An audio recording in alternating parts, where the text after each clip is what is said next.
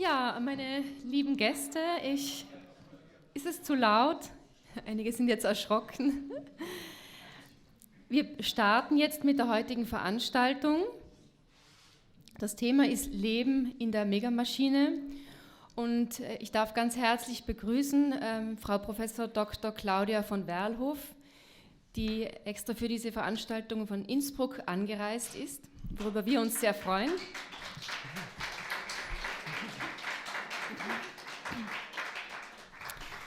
Mein Name ist Corinna Oesch, ich bin Historikerin am Institut für Zeitgeschichte der Universität Wien und ich möchte Ihnen kurz etwas noch zu Claudia von Werlhof erzählen, bevor ich ihr das Wort übergebe. Claudia von Werlhof kommt aus der Frauenforschung, die eng verbunden ist mit der neuen Frauenbewegung. Und für die neue Frauenbewegung war zentral Kritik an der Institution Universität, an der Wissenschaft, als einer frauenfeindlichen und auch lebensfeindlichen Institution. Trotzdem hat sie selber dann diesen Weg gewählt für sich und war dann 1975 bis 1986 Assistentin der Fakultät für Soziologie an der Universität Bielefeld und hat dort zum Schwerpunkt Frauen und Dritte Welt geforscht. Dort hat sie gemeinsam auch mit Veronika Benhold-Thomsen und Maria Mies den Bielefelder Ansatz entwickelt. Und ihnen ging es da ganz zentral auch um die Erforschung der Subsistenzarbeit. Und da ist ein Begriff auch zentral, nämlich der Hausfrauisierung. Da geht es darum, dass sozusagen die Kapitalakkumulation kommt nicht nur durch die Ausbeutung durch Lohnarbeit zustande, sondern eben auch durch die Ausbeutung von Hausarbeit wie auch Subsistenzarbeit, die sozusagen auch notwendig ist, damit Lohnarbeit stattfinden kann. Wichtig waren dann für sie Forschungen in Süd- und Zentralamerika, zum Beispiel zu Bauern in Venezuela. 1988 hat Claudia von Werlhof dann die erste Professur für Frauenforschung bekommen in Österreich. Das war am Institut für Politikwissenschaft der Universität Innsbruck und sie blieb dort bis zu ihrer Emeritierung 2011. Einer ihrer wichtigen Wegbegleiter war, den Sie sicher auch kennen, Ivan Illich, und mit seiner Kritik an modernen Institutionen. In Innsbruck hat sie dann den Ansatz der kritischen Patriarchatstheorie entwickelt. Das ist eine feministische Gesellschaftstheorie. Und 2007 hat sie in diesem Zusammenhang das Forschungsinstitut für Patriarchatskritik und alternative Zivilisationen gegründet. 2015 folgte dann die Gründung der Zeitschrift Bumerang, Zeitschrift für Patriarchatskritik. Wichtig war für sie dann auch die Begegnung mit Rosalie Bertell. Rosalie Bertell war eine Forscherin. Sie war zugleich UN-Beauftragte für den Bereich der Aufarbeitung von Industrieunfällen. Also sie war Naturwissenschaftlerin. Und Rosalie Bertell hat geforscht zu modernen Militärtechnologien. Und aus dieser Zusammenarbeit dann mit Rosalie ist dann hervorgegangen eine ganz wichtige Publikation, nämlich die Kriegswaffe Planet Erde.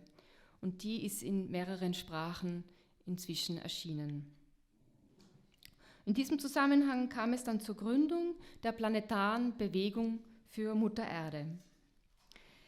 Seit 2015 ist Claudia von Werlhof auch Herausgeberin einer Reihe, nämlich die heißt Beiträge zur Dissidenz im Peter Lang Verlag. Da sind inzwischen auch schon 29 Bände erschienen. Ja, dann beende ich das hier, damit ich nicht zu lang spreche und übergebe das Wort an Claudia von Werlhof.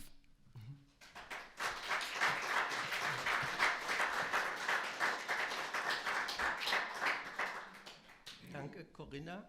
Moment. Hört man das? Muss man da irgendwo drücken? Ach Gott, immer die Technik. Ich als Technikkritikerin gab immer Probleme mit der Technik. Hört man das? Ist richtig, ist okay so. Ja, es lebe Corinna, sie ist ein Schatz. Also ich kenne sie jetzt erst seit ein paar Monaten, aber sie ist wirklich unglaublich und ihr solltet sie auf Händen tragen. Muss ich wirklich sagen, dass sie euch nicht abhanden kommt. So. Also heute ist ein Abend zum Umdenken und Neudenken und das kann auch ganz ungemütlich werden. Aber wenn der Groschen fällt, dann gibt es was zu lachen. Das hängt damit zusammen, dass Menschen gerne Erkenntnisse haben und wenn sie welche haben, dann freuen sie sich und lachen. Deswegen gefällt den Oberen das immer nicht, wenn die Leute zu viel lachen, weil sie dann was kapiert haben. Also ich habe meinen Studenten immer gesagt, wir haben den Kopf nicht nur zum Haare schneiden. Das brauchen wir heute besonders, weil was ich also zunächst einmal sehe, was so in den letzten Jahren sich zeigt, ist ein gewaltiger Umbruch unserer Zivilisation, der Moderne, der inzwischen wirklich Formen annimmt. Zunächst einmal die Form, mit der wir alle in unserer leiblichen Existenz bedroht wurden, nämlich durch die sogenannte Impfung. Ich habe da gerade ein Interview von dem Pascal Nawalny, wie heißt er? Kennt ihr den aus der Schweiz? Moment, wie heißt er? Nayadi. Pascal Nayadi. Also das ist ein ganz mutiger Mann, der hat nämlich die Schweizer Regierung verklagt wegen Mordes an der Bevölkerung. Also das ist ein Mann, der wirklich Tacheles redet. Ich habe gerade ein Interview mit ihm gesehen, wo er feststellt, dass 5 Milliarden Menschen inzwischen mit Gift und genetischer Modifizierung traktiert wurden, mit 12,5 Milliarden Impfdosen, in Gänsefüßchen. Und er findet, das ist das größte Verbrechen, was jemals in der Menschheitsgeschichte stattgefunden hat und vor allen Dingen auch längerfristige Folgen hat durch die genetischen Veränderungen, abgesehen vom Tod noch ungezählter Menschen, die das haben wird.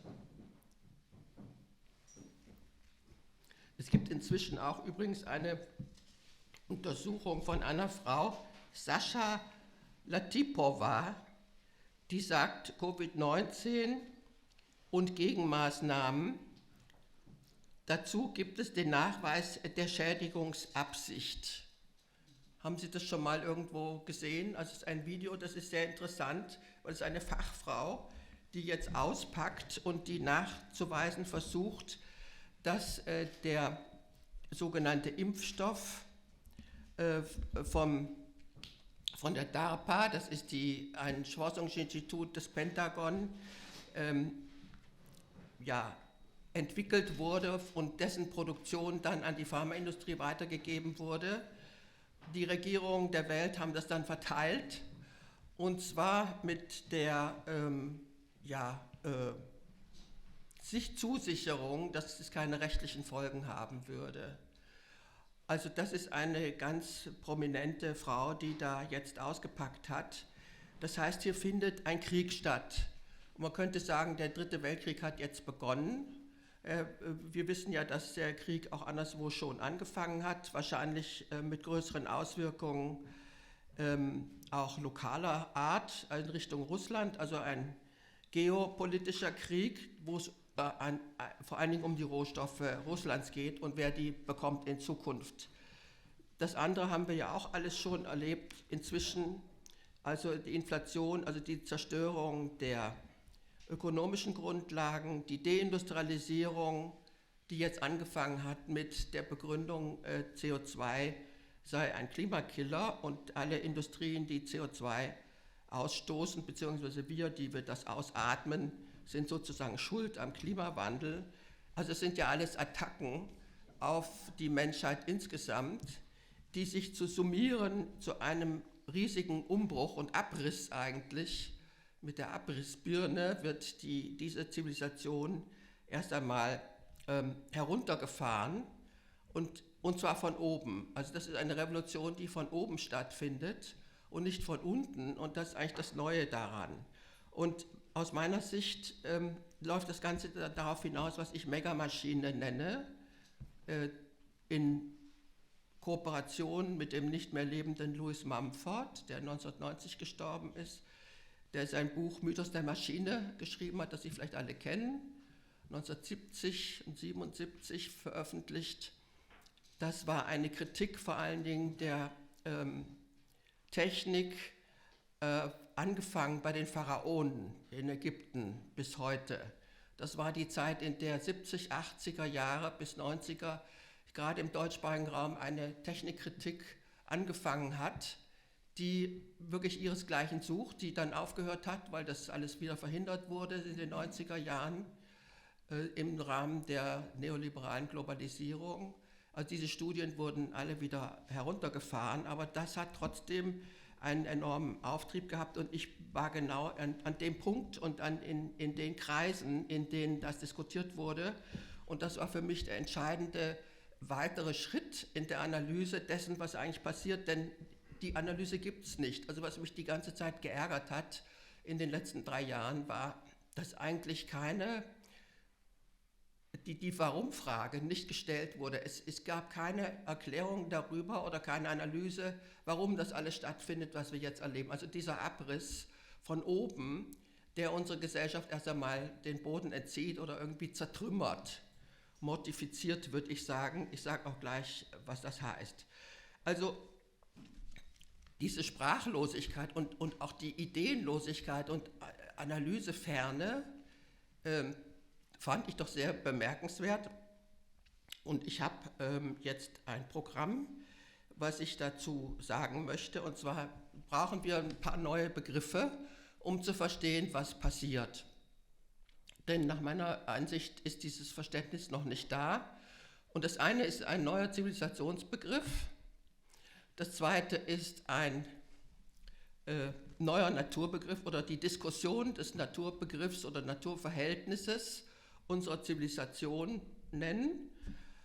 Und das dritte ist ein Technikbegriff, also eine Technikkritik, die nicht existiert, beschämenderweise, also bis auf die 70er bis 90er Jahre, und dann war es wieder Schluss. Ich sehe nirgendwo eine wirkliche Technikkritik, deswegen ist der Begriff Megamaschine so zentral, weil eigentlich niemand weiß, was das ist. Also das heißt, die Maschine als moderne Technik ist dann der letzte Begriff, den wir zu klären haben. Und was das heute eigentlich bedeutet, auch für die Bewegungen, die es inzwischen gibt und die sich zur Wehr setzen wollen.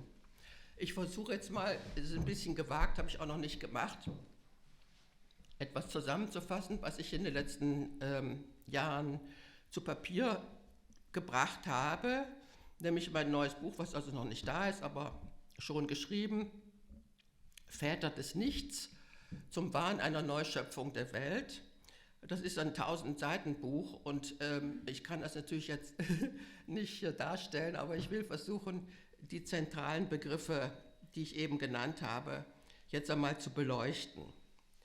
Also wir können jedenfalls nicht mit der Moderne allein, also den letzten 500 Jahren allein können wir nicht erklären, was hier vor sich geht, sondern wir brauchen dazu eine längere Zeitperiode, die bis in die Antike zurückreicht, nämlich die Zeit, in der die patriarchalen Gesellschaften entstanden sind. Jetzt weiß ich natürlich, das Wort Patriarchat scheucht alle Leute aus dem Raum. Das kann ich nicht ändern, es ist so. Es hat auch seine Gründe, warum das niemand hören will, weil da ganz unangenehme Dinge mit verbunden sind, mit der Erkenntnis dessen, was das eigentlich ist. Und dieses Wort ist auch natürlich besetzt, wie alle. Wir leben ja in einem Informationskrieg sondergleichen. Also man kann sich eigentlich gar nicht mehr ausdrücken, wenn man nicht immer genau definiert, was man damit eigentlich meint, weil die Begriffe alle vollkommen verkehrt und verhunzt werden von allen Seiten. Also das Wort Patriarchat ist, wenn überhaupt, in Gebrauch, was ein Tabu eigentlich, meistens nur verbunden mit Herrschaft von Männern über Frauen oder sowas oder Herrschaft überhaupt oder ein kulturelles Phänomen oder irgendwas aus der Vorgeschichte oder ein Geschlechterverhältnis oder Machismo, wie man in Lateinamerika sagen würde, also das überhebliche Verhalten von Männern gegenüber Frauen und so weiter. Das ist aber alles viel zu kurz gegriffen.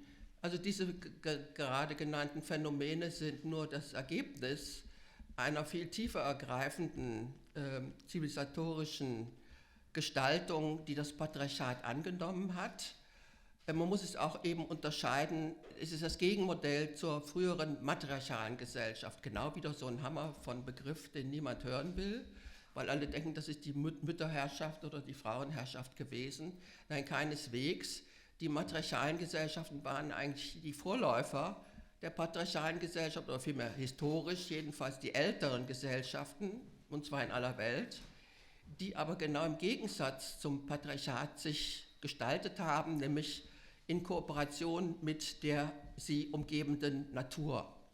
Also eine Gesellschaft, die kooperiert mit der Natur, die egalitär ausgerichtet ist, die keine Herrschaft hat und die auch keine zerstörerische Technik entwickelt hat, um mal die paar Punkte zu nennen. Also keine Diktatur, keine Zerstörung, sondern im Gegenteil eine Kooperation mit der umgebenden Welt angestrebt und auch gelebt hat, und zwar mit Zähnen und Klauen.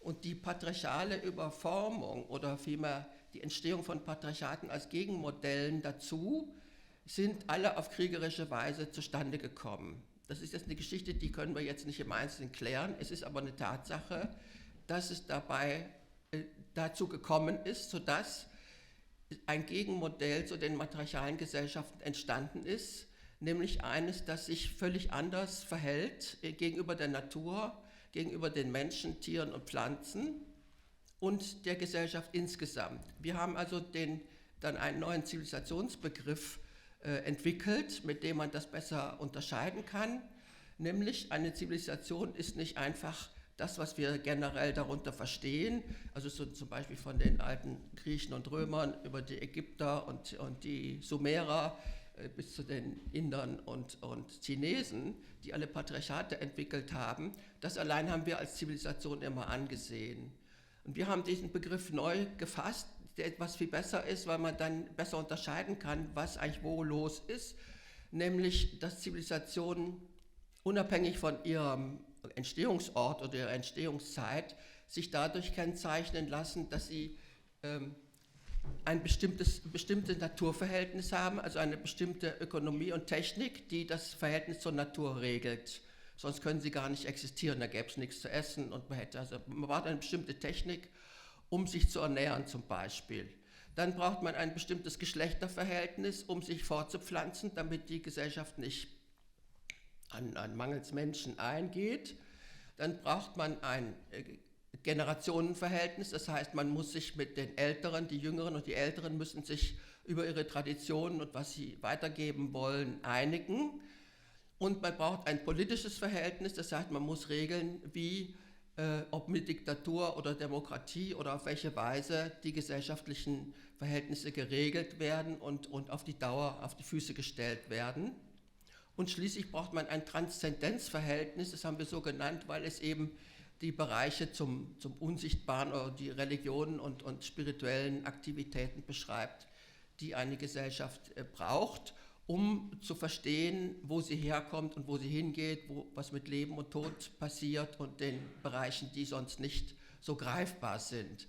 Also diese Verhältnisse müssen alle irgendwie geregelt werden und da haben wir unterschieden, dass es eigentlich in der Welt nur zwei verschiedene Zivilisationen gegeben hat. Das eine ist die matriarchale, die sehr alt ist, und das andere ist die patriarchale. Und wir gehören heute nach wie vor zur patriarchalen Gesellschaft, die vor ungefähr 6000 Jahren entstand, weltweit und durchgesetzt wurde und sich genau im Gegensatz zu dieser matriarchalen Gesellschaft entwickelt hat. Das heißt, wo ich mich jetzt darauf konzentrieren werde, vor allen Dingen mit einem neuen Naturverhältnis.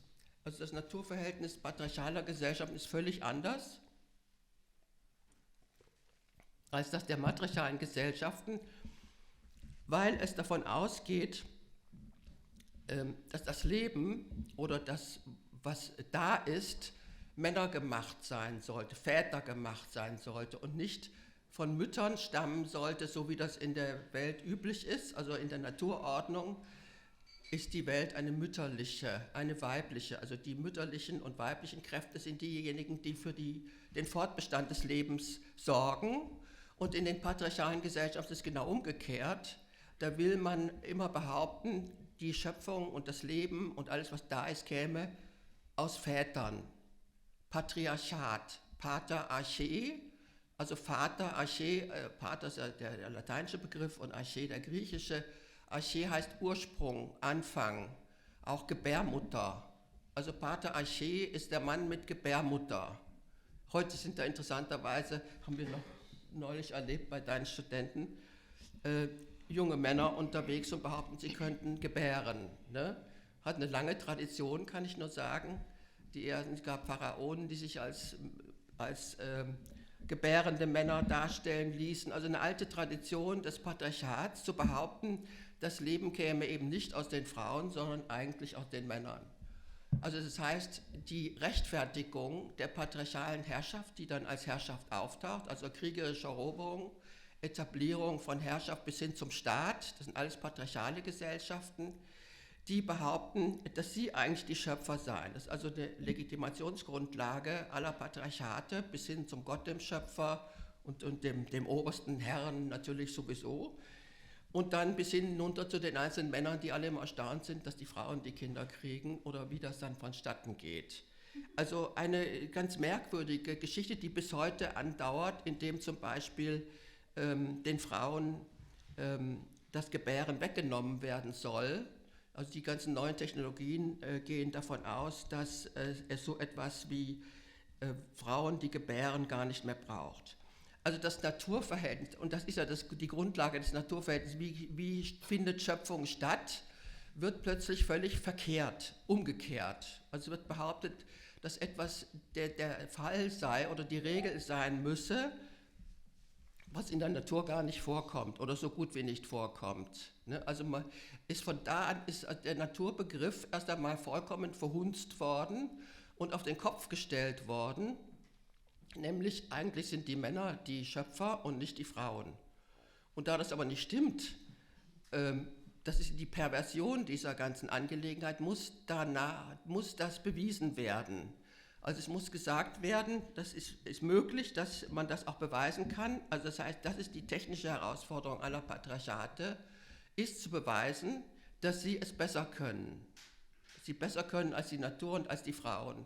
Das ist die technische Grundlage aller Patriarchate. Sie fangen an, also nicht eine neutrale Technik, die irgendwie vom Himmel fällt oder den irgendwelchen Erfindern einfällt, sondern die sie selbst in die Welt setzen, mit dem Ziel, diese Schöpfungsvorgänge selber zu veranstalten. Und da habe ich entdeckt, dass die erste Technik, die das versucht, die antike Alchemie war.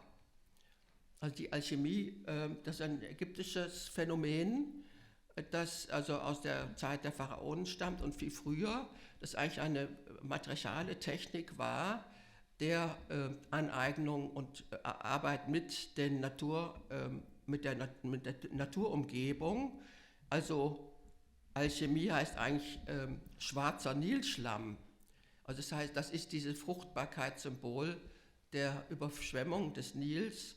Und dann wachsen die Pflanzen und es gibt etwas zu essen. Also der Umgang mit der Landwirtschaft oder die Erfindung der Landwirtschaft durch die Frauen, das war die alte Alchemie. Auch der Umgang mit dem Körper, also mit dem Gebären, mit den Kindern, mit dem Leib, mit der Sexualität, alles mit dem Handwerk, mit der Magie, also der Verbundenheit mit allem und den Techniken, die daraus entstanden sind.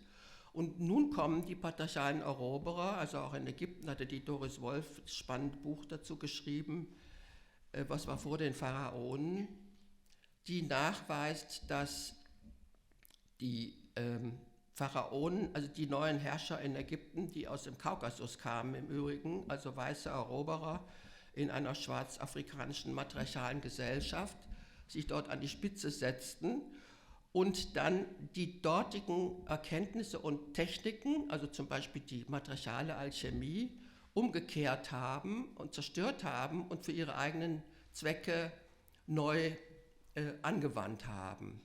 Und diese Alchemie ist das, was uns überliefert ist, also Hermes Trismegismus zum Beispiel, das ist also einer der Hauptalchemisten oder Gott der Alchemisten, das ist so in der Zeit der des hellenistischen Ägyptens, also wo die Griechen schon in Ägypten waren, also die Ptolemäer, also im 4. Jahrhundert vor Christus bis ein paar hundert Jahre danach. Und das war die Zeit, in der auch das alles dokumentiert wurde, deswegen konnte ich das nachlesen, was die Alchemie eigentlich sollte. Die Alchemie sollte also genau den Beweis erbringen, dass die Männer die Schöpfer sind und dass die Väter die Schöpfer sind. Und diese Technik besteht im Wesentlichen darin, das Vorfindliche, das ja umgebaut werden soll, erst einmal zu zerstören.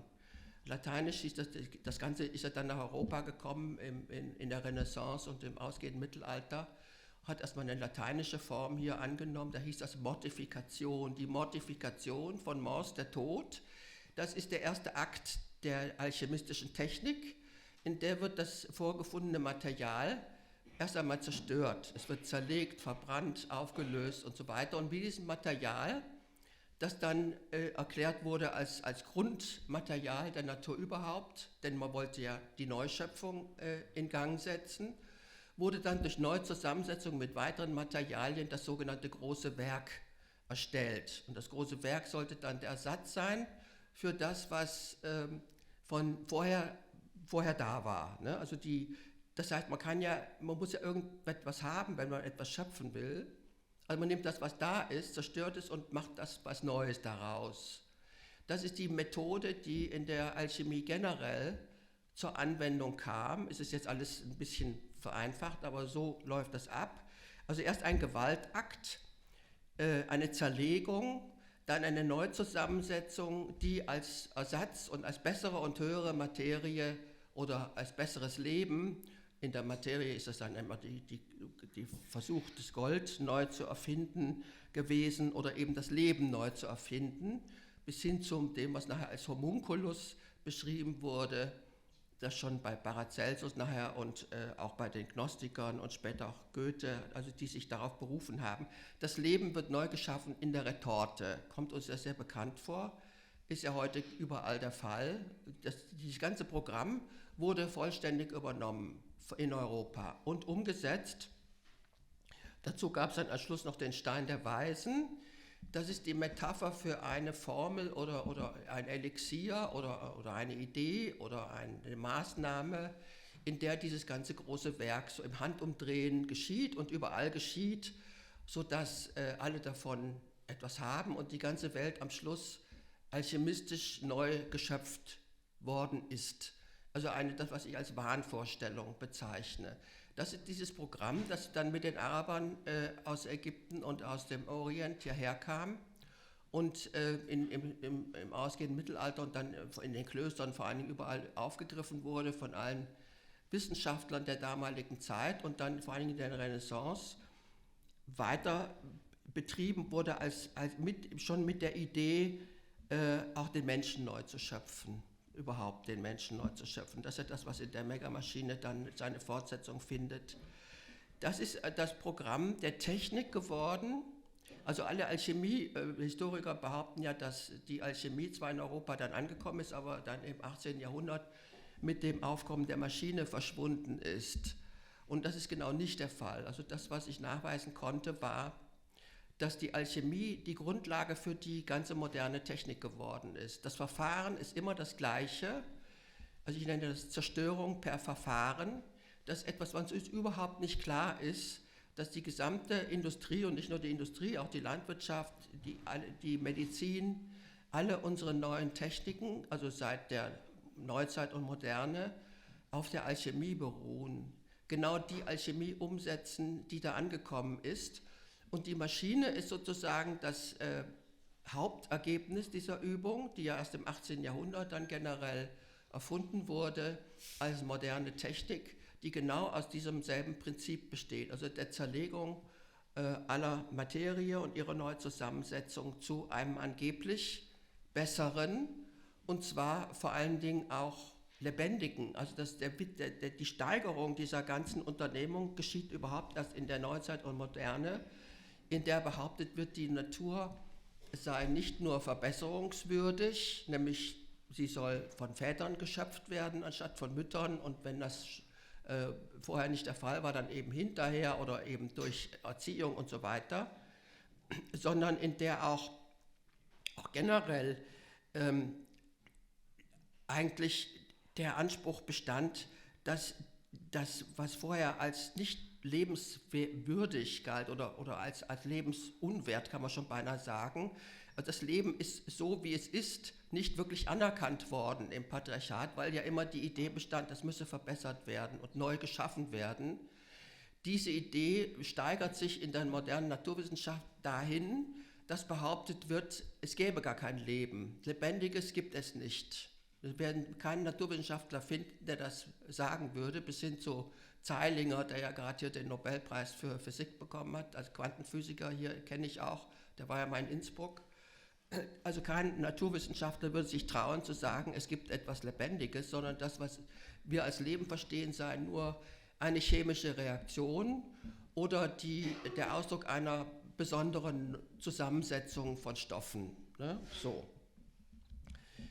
Das ist ja eine ganz krasse Aussage, die so eine Steigerung sozusagen dieser alchemistischen Vorformen und das bedeutet, dass eigentlich dann dabei herauskommt, dass die Neuschöpfung in Gestalt der Maschine, also die Materie wird als Maschine neu geschaffen und zwar mit Energie, das ist die berühmte Energiefrage, an der wir heute so Probleme haben, weil die sich neu stellt, ne, mit den Grünen und so weiter. Also, dass die Maschine ist Leben plus Energie, ist ein Leben, weil sie als Energie, mit Energie so tut, als sei sie lebendig. Ja, jede Maschine bewegt sich, ne, solange sie den Stoff dazu hat. Und die Maschine gilt in dieser Ansicht tatsächlich als das neue Leben oder als die Erfindung des Lebens überhaupt. Und da sind wir jetzt am Kern des Problems, dass nämlich die Maschine als letzte alchemistische Technik in einem alchemistischen Kriegssystem, wie ich das nenne, weil es ein Krieg ist gegen alle Natur und gegen alles Leben, wie es da ist, was aber verleugnet wird, weil es gibt ja kein Leben, also kann man auch nichts kaputt machen. Was genau das ist, das, was heute passiert und das wir alle nicht wissen, dass die gesamte Gesellschaft auf diesen alchemistischen Techniken beruht, in allen Bereichen, selbst in den nicht technischen Bereichen, werden alchemistische Verfahren angewendet, also zum Beispiel in der Erziehung, also die Mortifikation sozusagen der Kinder und ihre Zurichtung für diese Gesellschaft. In allen Bereichen findet das statt, in der Psychologie, in der Politik, in der Raumordnung, also die Zerstörung der Räume, ihre Neukonstruktion etc. Und in der gesamten Naturwissenschaft, auch in der Kosmologie, überall ist das die Grundlage des Denkens. Und das Denken ist uns unbewusst. Wir wissen nicht, dass so gedacht wird und wir wissen auch nicht, dass so gehandelt wird. Also überhaupt nicht neutral, also keine neutrale Technik, sondern immer eine, die etwas Bestimmtes will. Sie will etwas Bestimmtes durchsetzen, nämlich eine väterliche Neuschöpfung. Und alles andere ist minderwertig. Die Natur selbst hat ja auch angeblich keinen Wert. Deswegen kann man sie also ungestraft auch schleifen.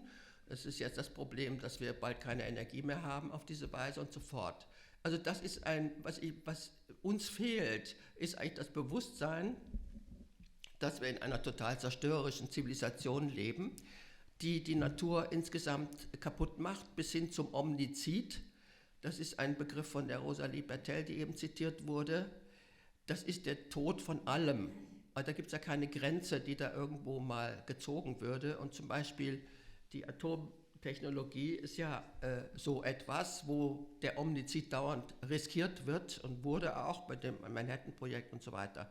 Das heißt, das geht ja dann noch weiter in Gestalt der neuen Technologien, in denen dieses alchemistische Prinzip noch viel deutlicher zum Zuge kommt, weil da die Zerlegung der Materie bis hin in die atomaren und subatomaren Bereiche geht. Siehe Nanotechnologie, siehe Gentechnologie und auch die KI, also und vor allen Dingen die Zusammenwirken aller dieser Technologien, die davon ausgehen, dass das Leben überhaupt neu geschaffen werden muss, und zwar jenseits der Mütter und jenseits auch der Artgrenzen. Also da geht es ja darum, dass dann, das, was die Leute immer nicht verstehen, warum sollen denn solche Chimären geschaffen werden? Also Froschmenschen oder sowas habe ich mal in einem Film gesehen, habe ich bedauert, dass ich das gesehen habe, weil das ist so furchtbar, dass ich das mir gar nicht anschauen möchte. Also es wird versucht, in alle Richtungen ein Leben zu entwickeln, das mit dem Leben, so wie es von Natur aus da ist, überhaupt nichts mehr zu tun hat. Und durchaus durchweg alchemistisch neu geschaffen wurde. Also zum Beispiel die synthetische Biologie. Also es gibt ja verschiedene Österreicher, wie der Chargaff zum Beispiel, der Gentechniker, der das kritisiert hat, oder als Österreicher der Josef Weizenbaum, der die ganze künstliche Intelligenzentwicklung kritisiert hat. Und was sind wir jetzt ja bei dem Schwab, dem Great Reset und den ganzen Green New Deal und allen diesen neuen Agenda 2030, wir finden da überall diese Vorstellungen, dass ein schönes neues Leben für alle möglich sein soll, wobei aber nicht gesagt wird, auf welchen Grundlagen das der Fall ist. So. Also das heißt, gerade der Schwab vom World Economic Forum, Klaus Schwab, betont ja immer, dass der Mensch und die Maschine verschmelzen sollen. Das hat ja schon der Herr Kurzweil und der Hans Morawetsch haben das schon gesagt vor 50 Jahren. Und Kurzweil erst jetzt oder vor 20 Jahren schon, Schwab nun. Also das heißt, das sind alles keine neuen Ideen, die kommen alle aus dem letzten Jahrhundert, aber sie werden jetzt realisiert. Und das ist, was zur Megamaschine gehört. Also der Versuch, jetzt nicht nur die äußere Natur insgesamt zu kontrollieren, zu zerkleinern, zu zerlegen, in was Neues umzuwandeln und so weiter, mit allen Verlusten, die das hat, sondern das jetzt auch den Menschen zuzumuten. Ganz direkt. Also nicht mehr nur, der Mensch sitzt an der Maschine, wie der Arbeiter in der Fabrik oder wie hier wir mit unserem Handy oder sowas, sondern das neue Projekt ist, das der Megamaschine ist, die Menschen insgesamt in die Maschine direkt einzubeziehen, also nicht mehr nur Mensch und Maschine, sondern eine Megamaschine, das heißt die Zivilisation zur Megamaschine auszubauen. Und das heißt, dass die Menschen dann nur noch Teile und Informationen in der Maschine sind. Und das erklärt auch, warum zum Beispiel die WHO, die wir nun alle schmerzlich kennengelernt haben, die ja eigentlich nur eine private NGO ist, die hat ja in ihren Statuten inzwischen die Menschenrechte und die Würde des Menschen gestrichen.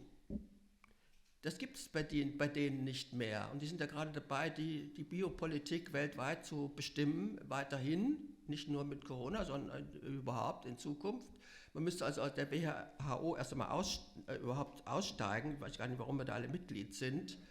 Also die sehen Menschenrechte und die Würde des Menschen überhaupt nicht mehr vor. Also sind ja alles Grundbedingungen unserer Verfassung und so weiter. Warum nicht?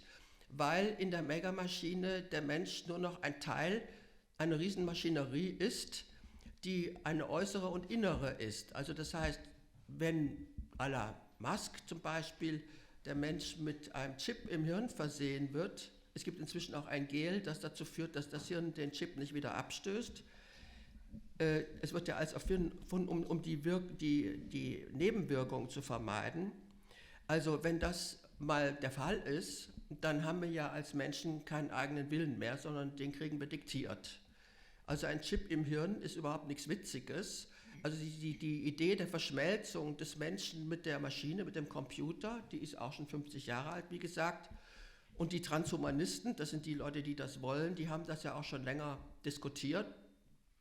Und ich weiß noch, das war schon 20, 30 Jahre her, einer der ersten Transhumanisten, der gesagt hat, wir müssen das ja mal ausprobieren, wir können das ja nicht nur predigen. Er hat es ausprobiert, also sein Gehirn mit der Maschine anzuschließen. Und der hat sich hinterher das Leben genommen. So. Also das wird ja nicht diskutiert, ne? Aber der Herr Weizenbaum, der ja an der ganzen KI-Entwicklung beteiligt, also künstliche Intelligenz, der Österreicher am MIT, er hat noch kurz vor seinem Tod gesagt, wenn die 4. industrielle Revolution realisiert wird, dann werden die Lebenden die Toten beneiden. Also der hat ganz genau gewusst, was er da macht, während wir aber, und das ist ja die Propaganda des Patriarchats, immer glauben, dass alle väterlichen Neuschöpfungen, die besseren, höheren und geeigneteren, ja lebendigeren sind und dass wir ja eine antiquierte Rasse sind, die modernisiert werden muss und die in die Evolution gehört. Ne? Wir denken ja alle, das ist gut für uns, was da passiert. Also der technische Fortschritt ist genau das, der Glaube und die heilige Kuh, die immer davor steht, wenn es darum geht, was ist eigentlich der Fall? Das darf nicht kritisiert werden, das ist ein Tabu, das ist ganz klar. Und die meisten halten sich ja daran. Die meisten Leute haben gar nicht verstanden, was technischer Fortschritt eigentlich bedeutet. Und dass er uns die Lebensgrundlage nimmt, ist eine Bedrohung des Lebens, der technische Fortschritt.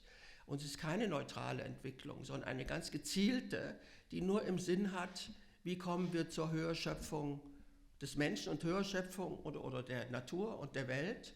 Und als Höherschöpfung gilt immer nur das, was väterlicherseits sozusagen als Modernisierung der Fall sein kann, der Fall ist. So. Also das ist das Dilemma, in dem wir sind. A, wir haben keine Ahnung davon, wer und warum welche Techniken erfunden werden und warum. Also jedenfalls nicht durch Zufall oder weil jemand eine gute Eingebung hatte, was eigentlich ihr Ziel ist. Wir haben keine Ahnung, was die Technik generell und diese Gesellschaft generell ständig zerstört. Wir sind auch immer mit dabei, wir sind ja Mitglieder dieser Gesellschaft, wir sind also immer mit als Produzenten, als Konsumenten in jeder Hinsicht damit beteiligt, was wir auch nicht wissen wollen oder wissen. Das heißt, wir machen da ja dauernd mit, gezwungenermaßen. Manche wissen es und wir wissen nicht, warum das so ist, jedenfalls will es auch keiner wissen. Ne? Aber es ist so und das ist das Problem, mit dem wir heute zu tun haben. Was machen wir, wenn diese Megamaschinisierung uns ergreift? Die Digitalisierung ist ja auch nur das Wort dafür. Also Digitalisierung bedeutet, dass es Sensoren gibt für alles. In der Kleidung, im Kühlschrank, auf der Straße, in der Wohnung, im Hirn.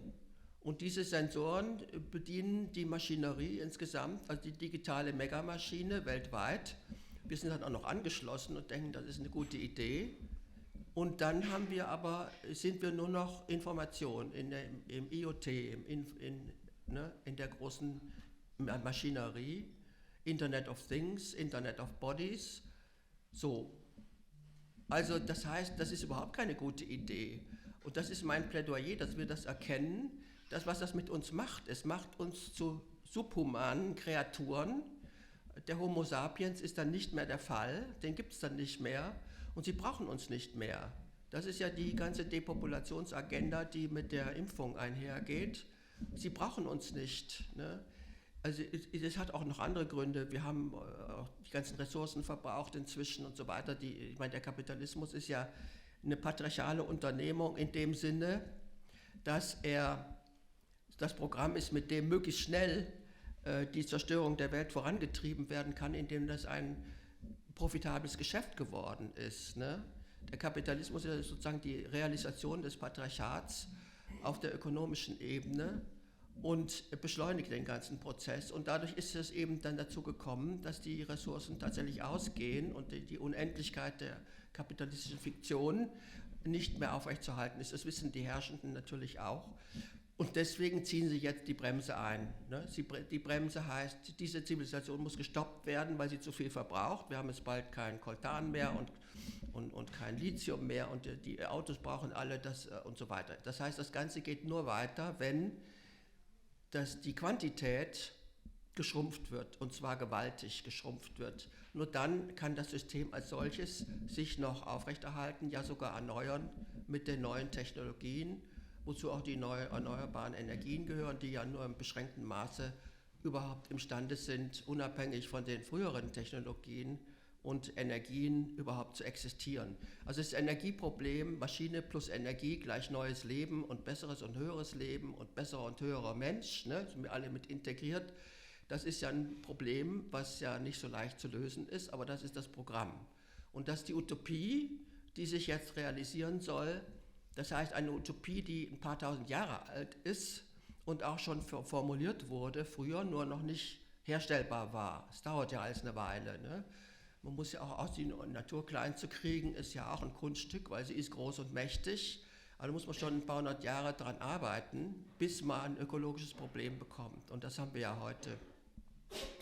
Inzwischen wissen wir gar nicht mehr, was alles passiert. Und dann kommen zu den neuen Technologien noch das Geoengineering dazu, wo also die Rosalie Bertell dazu gearbeitet hat. Das sind Militärtechnologien, fast alles Militärtechnologien sowieso, aber die erst recht, die schon seit dem Zweiten Weltkrieg entwickelt werden und die in der UNO-ENMOD-Konvention festgehalten sind. Das ist die Environmental Modification Konvention, also die Konvention über die Umwelttechnologien, die von 1976, 77, die im Anschluss an den Vietnamkrieg formuliert wurde, diese Konvention, und festgestellt hat, dass bestimmte Militärtechnologien nicht für militärische Zwecke, sondern nur für friedliche Zwecke verwandt werden dürfen. Und da kommen alle vor: Erdbebentechnologien, Vulkanausbrüche, Wetterveränderungen, Überschwemmungen, Hitzeperioden, alles, was wir heute als Klimakrise kennen.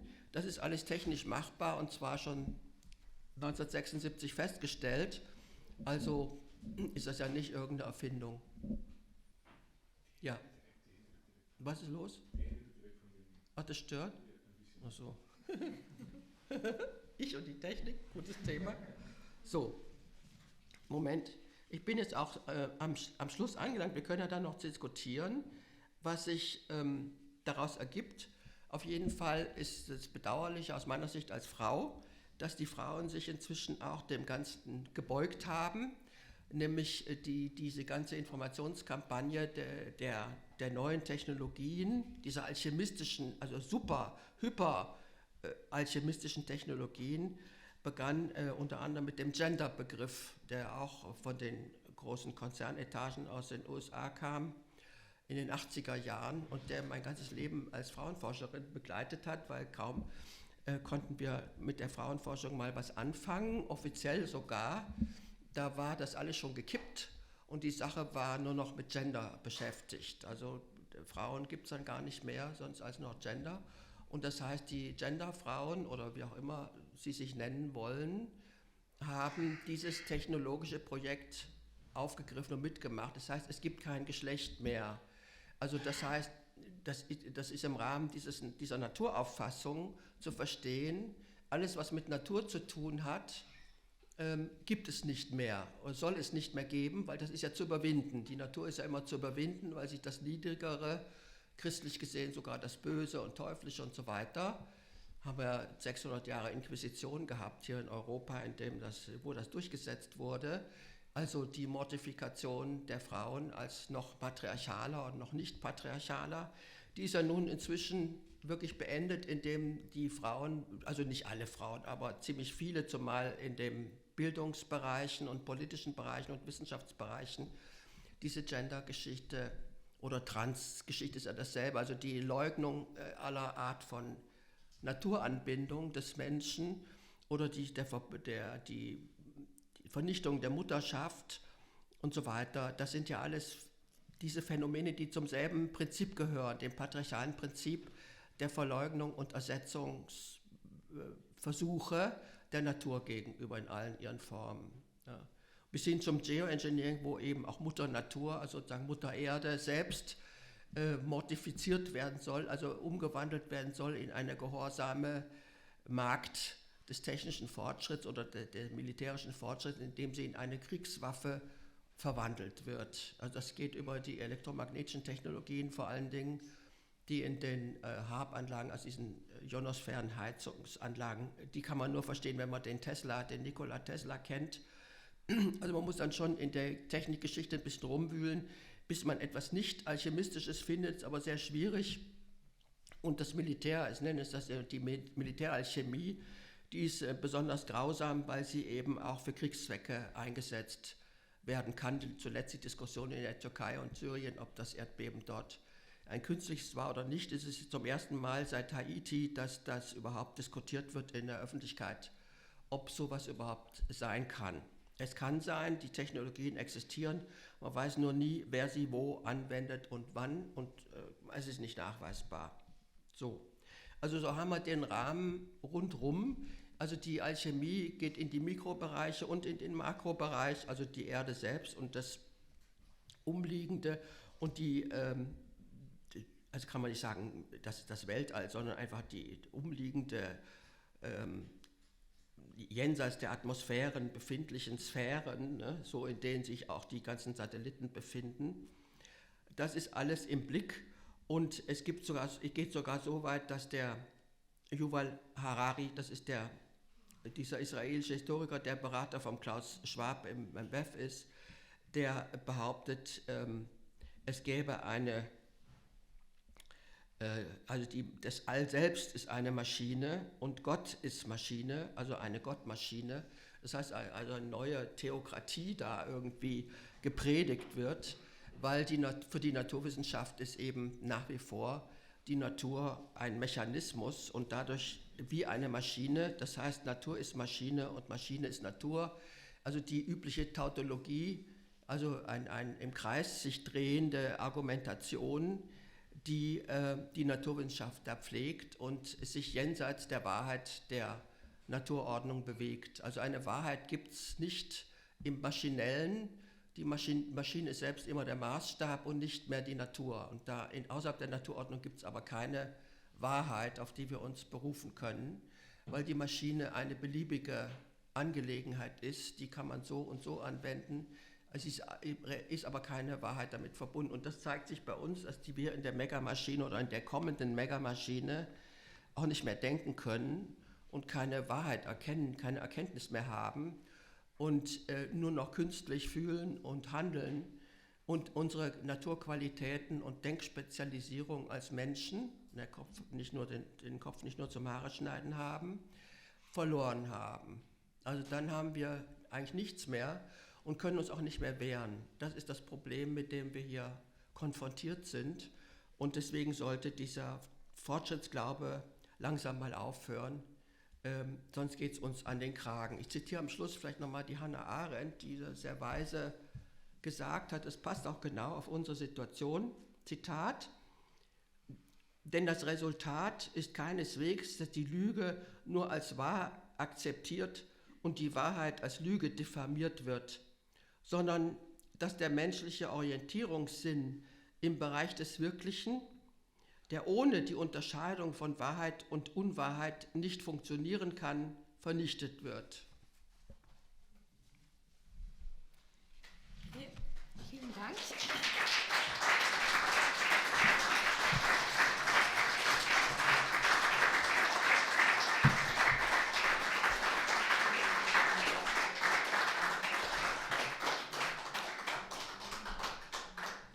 Ja, das war jetzt ein sehr dichtes Programm, vielleicht auch eine schwere Kost für viele, aber ich hoffe doch, dass die Erkenntnis, die dabei erfolgt sind, dass das auch mit Lust erfolgt ist bei Ihnen. Und in dem Sinne freue ich mich auf Kommentare, auf Kritik, auf Einwände aller Art, Fragen zu Ihrem Vortrag. Wenn Sie etwas nicht genau verstanden haben und genauer wissen wollen, dann wäre jetzt die Gelegenheit, sich zu melden.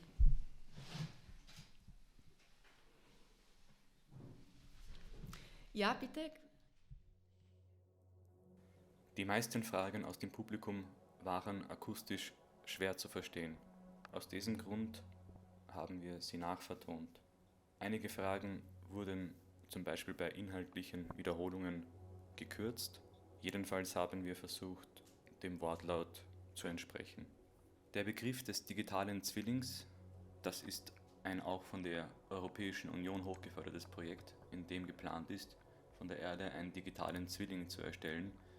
Die gesamte Erde mit ihrer Infrastruktur, ihren Lebewesen soll digital abgebildet werden, um dann weitergehend Simulationen durchzuführen und Szenarien durchzuspielen und dann wieder zu implementieren, wie es passt. Und das Problem dabei ist, dass beim digitalen Zwilling Begriffe wie Emotionen, Geruch, Geschmack einfach nicht dargestellt werden können. Ja, passt ja genau, ne? Passt genau dazu. Mhm. Ja, nur logisch. Also man kann solche Sachen viel besser verstehen, wenn man so einen anderen Blickwinkel hat, ne? Das ist das Plädoyer ja. Meine Erfahrung ist es, wenn man in einem System drinnen ist, kann man das System ja nicht verändern. Wie kommen wir raus aus dieser Geschichte? Ja, Stichwort Veränderung. Die Veränderung muss aufhören. Also es geht nicht um Veränderung, die erleben wir ja jetzt seit mehreren tausend Jahren. Patriarchat ist immer Veränderung, weil es gibt es ja nicht. Also muss es hergestellt werden. Deswegen muss ständig was verbessert, verändert und so weiter utopisch realisiert werden. Ne? Alle Utopien sind patriarchal, ne? So gut wie alle. Das hat auch noch keiner gemerkt. Ne? Also das heißt, die Veränderung, man kann nicht sagen, das System muss verändert werden, es muss erstmal aufhören mit der Veränderung. Das ist das Wichtigste, weil jede Veränderung und jeder Fortschritt, das ist ja Veränderung, ist Zerstörung per se. Das ist dieses alchemistische Prinzip. Der Umsturz der Naturordnung ist das Prinzip, um das es geht. Das muss aufhören. Ne? Also die Reihenfolge wäre, die Veränderung muss gestoppt werden. Fragen Sie mich jetzt nicht, wie das geschehen soll, erstmal überhaupt. Man muss ja den Gedanken erstmal fassen, was ist eigentlich los und was wäre wichtig. Wichtig wäre, sofort aufzuhören mit diesen Veränderungen und den ganzen Neuschöpfungen, die da laufen, eben sowas, digitale Erde und so fort. Das nächste wäre die Wiedergutmachung, denn es ist ja ganz viel kaputt gemacht worden. Ne? Also zum Beispiel der Stefan Lanka, dieser Biologe, sagt immer, wir müssen mal endlich den Atommüll aus den Meeren holen, bevor die Fässer durchrosten. Wenn die durchrosten, dann ersticken wir alle. Das weiß aber keiner, wie das zusammenhängt, weil die Radioaktivität geht an den Sauerstoff, ist das Problem. Ne? Das haben wir jetzt ja auch übrigens mit der Ozonschicht in der Atmosphäre. Die geht kaputt. Das ist ja der atmosphärische Sauerstoff, O3. Wir haben O2, die haben O3. Und der wird zerstört durch Radioaktivität, guten Morgen, also Fukushima, also nicht durch Kühlschränke und sowas. Ne? Da gibt es ja ganz viele Quatsch, der uns erzählt wird, siehe Infokrieg. Atommüll in Frankreich? Durch alle, ja, und so weiter. Also das heißt, hier gibt es ein riesiges Problem, weil jetzt die Atomkraft jetzt wieder neu losgeht und so fort und kein Schwein weiß. Und Fukushima ist ein Dauerbrenner und seit Fukushima brennt, ist ja ein Dauergau, ne? Ist auch ein Ozonloch am Nordpol entstanden. Es war früher nur eins am Südpol, weil sie nämlich 2200 Atomversuche in der südlichen Hemisphäre gemacht haben, zwischen 1958 und 1998. Denkt auch keiner nach. Also die atomare Verseuchung der Erde ist ja weit fortgeschritten. Also das heißt, da gibt es ja ganz viel zu tun. Das passiert aber das Gegenteil. Also das heißt, die Wiedergutmachung, also das Stoppen und die Wiedergutmachung, das heißt, also die Schäden beheben, bevor sie totalen Katastrophe führen. Also Atommüll raus, wohin, weiß kein Mensch, diskutiert auch niemand und so fort. Aber damit müsste man sich beschäftigen. Oder halt Glyphosat und die ganze Vernichtung der Pflanzen, auch durch Gentechnik. Da haben ja übrigens die ganzen Nanotechniker dieses Problem mit dem Grey Goo. Kennen Sie das? Grey Goo-Problem. Das heißt, dass die Zerkleinerung, Zertrümmerung der Materie sich verselbstständigt, so wie im Zauberlehrling beim Goethe, ne? Und plötzlich nicht mehr aufzuhalten ist. Das ist der Grey Goo, ein Albtraum aller Nanotechniker, dass sie den Prozess, den sie in Gang gesetzt haben, nicht mehr aufhalten können. Ne? Und es gibt auch einen Green Goo, den die Grünen sozusagen zu vertreten hätten. Die Grünen, ich sage immer Olivgrün, also Militärgrün ist ja kein Grün mehr. Ne? Das ist ja der Trick, dass mit den früheren ökosozialistischen und sonstigen Alternativen hier weiter operiert wird, als sei das dasselbe, ne? Was jetzt mit unter Grün läuft. Also der Green Goo wäre, dass zum Beispiel gentechnisch modifizierte Pflanzen auf einmal alle reihenweise kaputt gehen der Reihe nach. Also die sind ja alle geschwächt, das wissen wir auch. Die Gentechnik schwächt die Naturkräfte, darum geht es ja, ne? Schwächen und dann neu aufbauen und wird es denn besser? Nee, es wird nicht besser, es bleibt schlechter und dann kippt es weg. Ne? Also das sind so Sachen, die man aufhalten muss, ne? Und nicht verändern, sondern aufhalten muss und eben in die Wiedergutmachung gehen. Ne? Also bei Land, ich habe ja viel mit Landwirtschaft gearbeitet, die Brache ist das Beste für den Boden. Also nicht irgendwelche Kleepflanzen oder so oder Biopflanzen, sondern gar nichts machen. Ne? Die Erde selber machen lassen. Ne? Dann gibt es inzwischen auch so Zerstörungen wie, deswegen heißt ja mein Buch auch Väter des Nichts, also die produzieren ja nicht das Bessere, sondern am Schluss das Nichts, was ja eine ganz furchtbare Kategorie ist, das Nichts gibt es nicht. Ne? Also schon in der frühen griechischen Diskussion bei Parmenides etc., die sagten, ein Nichts gibt es nicht, ne? Logisch. Und das gibt es inzwischen sogar schon in Form von total toten Böden und toten Meereszonen und sogar Löchern im Himmel, wo dann auch das Geoengineering eingesetzt werden muss. Also die Besprühung der Atmosphäre ist ja längst der Fall, damit durch diese Löcher die elektromagnetischen Wellen noch durchkommen, dass die sozusagen als Leiter dann, also diese besprühten Partikel, was alles Metall, sind dann die Leiter, also das Leitmedium, das früher die Atmosphäre war, weil da inzwischen ein Loch ist, ne? Zum Beispiel im Südatlantik und so weiter. Also das muss man erstmal wissen überhaupt, um zu erkennen, was die Veränderungen alles bewirkt haben schon. Also die Schaffung eines Nichts oder der Mensch, der praktisch jetzt am Aussterben ist. Ne? Also die brauchen uns nicht mehr, das sagen die auch alle ganz offen, die sagen, wir brauchen euch nicht. Ne? Wir brauchen nur noch eine Minderheit und die packen wir in die Megamaschine. Dann sind alle happy, ne? Glücklich und wie sagt der Schwab? Ja, genau. So. Du hast früher immer auf den Unterschied hingewiesen, es gibt patriarchale Frauen und matriarchale Männer.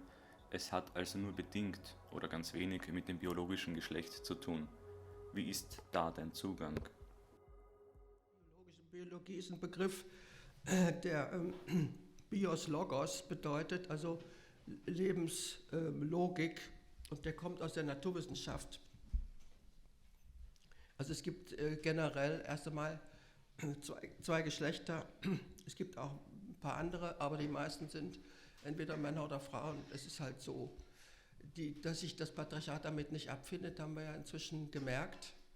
Aber ansonsten kann man damit ja leben. Und die matriarchalen Männer, wir haben ja viele auch kennengelernt, abgesehen von meinen Ausflügen in den Süden, wo die noch häufiger sind als hier, hatten wir verschiedene Weltkongresse für Matriarchatsforschung. Und da waren also auch matriarchale Männer und Frauen, also aus noch lebenden Matriarchaten, die es auch noch gibt, da.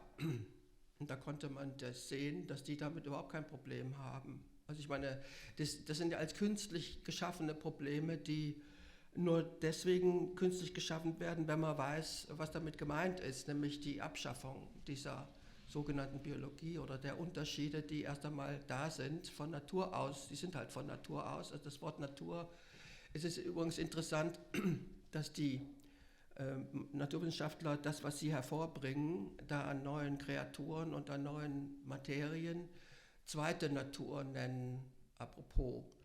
Also die bessere Natur. Ne? Sie sagen nicht, das sei keine Natur, sie sagen nicht, das ist Maschine oder sowas oder eben keine Natur, sondern sagen zweite Natur, um zu sagen, also an ihrem festzuhalten, an ihrem Projekt, dass sie fähig sind, eine bessere Natur als die existierende, die ja immer noch existiert, zu schaffen. Meine Frage geht zu dem Zivilisationsbegriff, den Sie am Anfang ausgebreitet haben. Mich würde nämlich interessieren, wie Sie da die Schrift verorten, beziehungsweise das Aufkommen der Schrift innerhalb des Wechsels von Matriarchat zu Patriarchat. Verstehen Sie die Schrift letztlich auch als eine Technik? Die Schrift ist auch keine Erfindung des Patriarchats. Es gab es also auch schon früher. Es kommt immer darauf an, was schon als Schrift erkannt und anerkannt wird oder nicht.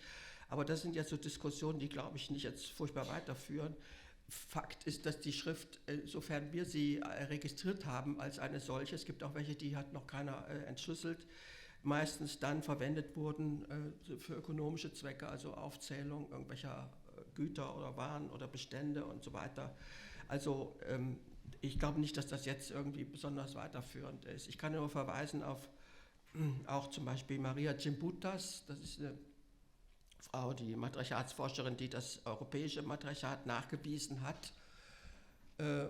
Die hat sich ja viel mit befasst und die Dokumente dazu sind erhalten in dem Buch von der Carola Meyer-Seethaler, auch einer Matriarchatsforscherin aus der Schweiz, die aber schon gestorben ist. Das Buch heißt Von der göttlichen Löwin zum Wahrzeichen männlicher Macht. Das ist ein ganz fantastisches Buch, in dem also auch die Schrift und die Bilddarstellung und Handwerks- und Kunstgegenstände gezeichnet und alle Symbole, die also Vorschrift, Schrift, Nachschrift und so weiter sind, dargestellt wurden aus den matriarchalen Kulturen. Das ist also genug Stoff, um da fündig zu werden. Dann gibt es ja auch noch die Forschung von Kirsten Armbruster, die ja matrifokale Gesellschaften beschreibt. Also es gibt ganze Bibliotheken, die Matriarchatsforschung ist sozusagen auch, also die Heide Göttner Abendroth ist ja die bekannteste in Deutschland. Wir kennen uns schon ewig, wir sind auch dieselbe Generation. Und sie hat die Matriarchatsforschung gemacht, ich habe die Patriarchatskritik entwickelt, so etwas verschoben zeitlich, sagen wir mal. Aber das ist ja eine Riesenbewegung geworden, die Matriarchatsforschung in aller Welt. Also das sind ja Bibliotheken, die da gefüllt worden sind, haben die meisten Wissenschaftler noch gar nicht kapiert. Also es geht ja darum, aus diesen Wissenschaftsverengungen auch solcher Fragen mal rauszukommen, in welchem Zusammenhang steht denn die Schrift und so weiter, genau wie alle Techniken sonst, in welchem Zusammenhang stehen die und was wollten die, das gibt es ja noch gar nicht. Das heißt, ich finde, man sollte ich nenne das nicht matriarchal, sondern postpatriarchale Wissenschaft erfinden, die einfach postpatriarchal ist. Inwiefern das dann matriarchal ist, ist noch eine andere Frage. Ich denke, dass das also als Alternative jetzt, ne, die Frage, was tun wir jetzt und wo geht es lang, ins Postpatriarchat geht es lang. Ne? Also man kann nicht sagen, wir müssen unbedingt matriarchale Gesellschaften wieder erfinden. Das ist sicherlich sehr schwierig, auch sind die Bedingungen andere und so weiter, die Leute sind anders geworden und so. Das ist auch, finde ich, nicht so tragisch. Also die Heide Göttner Abendroth will ja immer das, also 1:1 wieder haben und so. Das glaube ich nicht, dass das möglich ist. Es geht erstmal Austritt aus dem Patriarchat, ganz bewusst, das Aufhören mit der Veränderung, Wiedergutmachung und dann, was ist dann angesagt? Also die Verbundenheit, also sich nicht mehr trennen zu lassen, Mortifikation, alles klein hacken und dann wieder zusammen, sondern es bleibt zusammen und wir bleiben im Zusammenhang, wir bleiben in der Verbundenheit und aus der heraus fangen wir an, in Verbundenheit mit allen anderen Lebewesen, fangen wir an. Also im Grunde wissen wir es ja, es ist ja historisch belegt, es ist ziemlich viel kaputt gemacht worden, aber jeder Permakulturist weiß zumindest, wie das in der Landwirtschaft geht und so weiter. Aber man kann es auch auf anderen spirituell machen, auf der erdspirituellen Ebene. Wie verbinden wir uns wieder mit den geistig-seelischen Dimensionen der Materie, nicht jenseits davon, das ist wieder patriarchal, sondern immer im Zusammenhang bleiben, ne? Nicht in die Trennung gehen. Trennung ist immer Perversion und Verkehrung und ist vor allen Dingen auch Nihilismus, also ist Leugnung der materiellen Realität. Ne? Also als naturgegeben, das, was vorfindbar ist, an dem weiterzuarbeiten, also in der Verbindung. Also das heißt, man kann das alles aufdröseln, was bisher die Erfahrungen waren und was für neue Erfahrungen jetzt dazukommen, aber vor dem anderen Hintergrund. Also die Frage, ich denke mir auch, also aus meinem Vortrag kommt jetzt nicht heraus, was wir jetzt konkret, also aus der WHO austreten und so, okay, ne, konkret, aber ich plädiere ja eher dafür, sich die Grundlagen unserer Gesellschaft mal klar zu machen, als patriarchaler, als Kriegssystem, in dem wir alle drinstecken und wir sind alle an der Zerstörung mit beteiligt. Und das zu realisieren, ist ein Oberhammer. Ne? Da geht es dann auch um die Schuldfrage, wie werden wir mitschuldig, obwohl wir es gar nicht wollen und wissen. Also sind die Grundlagen. Das heißt, da müsste ein völlig anderes Bewusstsein Platz greifen, eine ganz andere Tiefenstruktur des Denkens und dann auch Fühlens und Handelns. Also das muss ja auch im Zusammenhang wieder nicht getrennt, ich denke das, fühle das, tue das, sondern wieder im Zusammenhang denken. Indianischer Begriff Koop, das ist so ein Begriff dafür, Denken, Fühlen und Handeln gehören zusammen. Ne? Und auch das Senti-Pensar, das ist ein lateinamerikanischer Begriff, das Fühldenken, Sentir, Fühlen, Pensar, Denken, Senti-Pensar, das Fühldenken. Also man fühlt etwas und denkt dann und nicht umgekehrt oder vielmehr, das geht gar nicht umgekehrt. Ne? Das Gefühl ist immer das Erste und dann wird darüber nachgedacht, was fühle ich und warum und das führt zu einer Erkenntnis dieses Zusammenhangs. Ne? Und dieses Trennen, also diese maschinenlogische Rationalität, die wir haben, in der also das Gefühl vollkommen ausgespart ist, wie alles Lebendige, ne? Ist ja lebendig, das Fühlen, ausgespart wird oder das Lieben zum Beispiel, ne? Ganz besonders, das haben sie ja besonders am Kika, das wirkliche Lieben, also nicht irgendein Sexabenteuer einfach, sondern die Liebe zur Mutter Erde, zur Natur und so weiter. Also dass das wieder zugelassen wird und in seiner Kraft anerkannt wird und welches Denken daraus eigentlich kommt. Und was dann als Handeln ansteht, das Handeln ist ja nicht beliebig. Ne? Und ich kann auch nicht handeln, wenn ich nichts verstanden habe und nichts gefühlt habe und kapiert in dem Sinne. Ne? Schon handeln, aber die Frage ist, was dabei rauskommt. Ne? Ja, eben. Also das heißt, die Fragen, die sich politisch daraus ergeben, die müsste man ja irgendwie in einem ganz anderen Rahmen diskutieren oder überhaupt erstmal nachdenken, was das eigentlich jetzt heißt, wenn wir wirklich wissen, wo wir drinstecken, in welchem Milieu und in welcher Utopie wir da unter anderem als Energieträger natürlich, ne, Menschen, die da integriert sind, können mit ihrer biologischen, apropos, da kommt der Begriff Biologie dann gut rüber, können mit ihrer biologischen Kraft dann, indem sie zum Beispiel dauernd irgendwo treten, ne, die Räder, das sehen wir im Fernsehen immer, das ist schon der Vorgeschmack davon, um irgendwelche Maschinen energetisch zu bedienen. Das ist dann unsere Tätigkeit. Ne? So. Also ich meine, das gibt viele Dinge, die da erstmal, das ist jetzt nur mal so ein Entwurf gewesen, wo man viel länger und intensiver darüber diskutieren und vor allem ausprobieren müsste, ganz neue Sachen ausprobieren müsste, wie man das unterläuft oder verhindert, dass sich das weiter etc. Warum glauben Sie, dass bei den Frauen so ein Run auf diesen Genderbegriff war, dass das Wissen großer Denkerinnen wie zum Beispiel Barbara Duden oder Silvia Federici auf den Universitäten in der feministischen Theorie kein gewolltes Wissen mehr ist?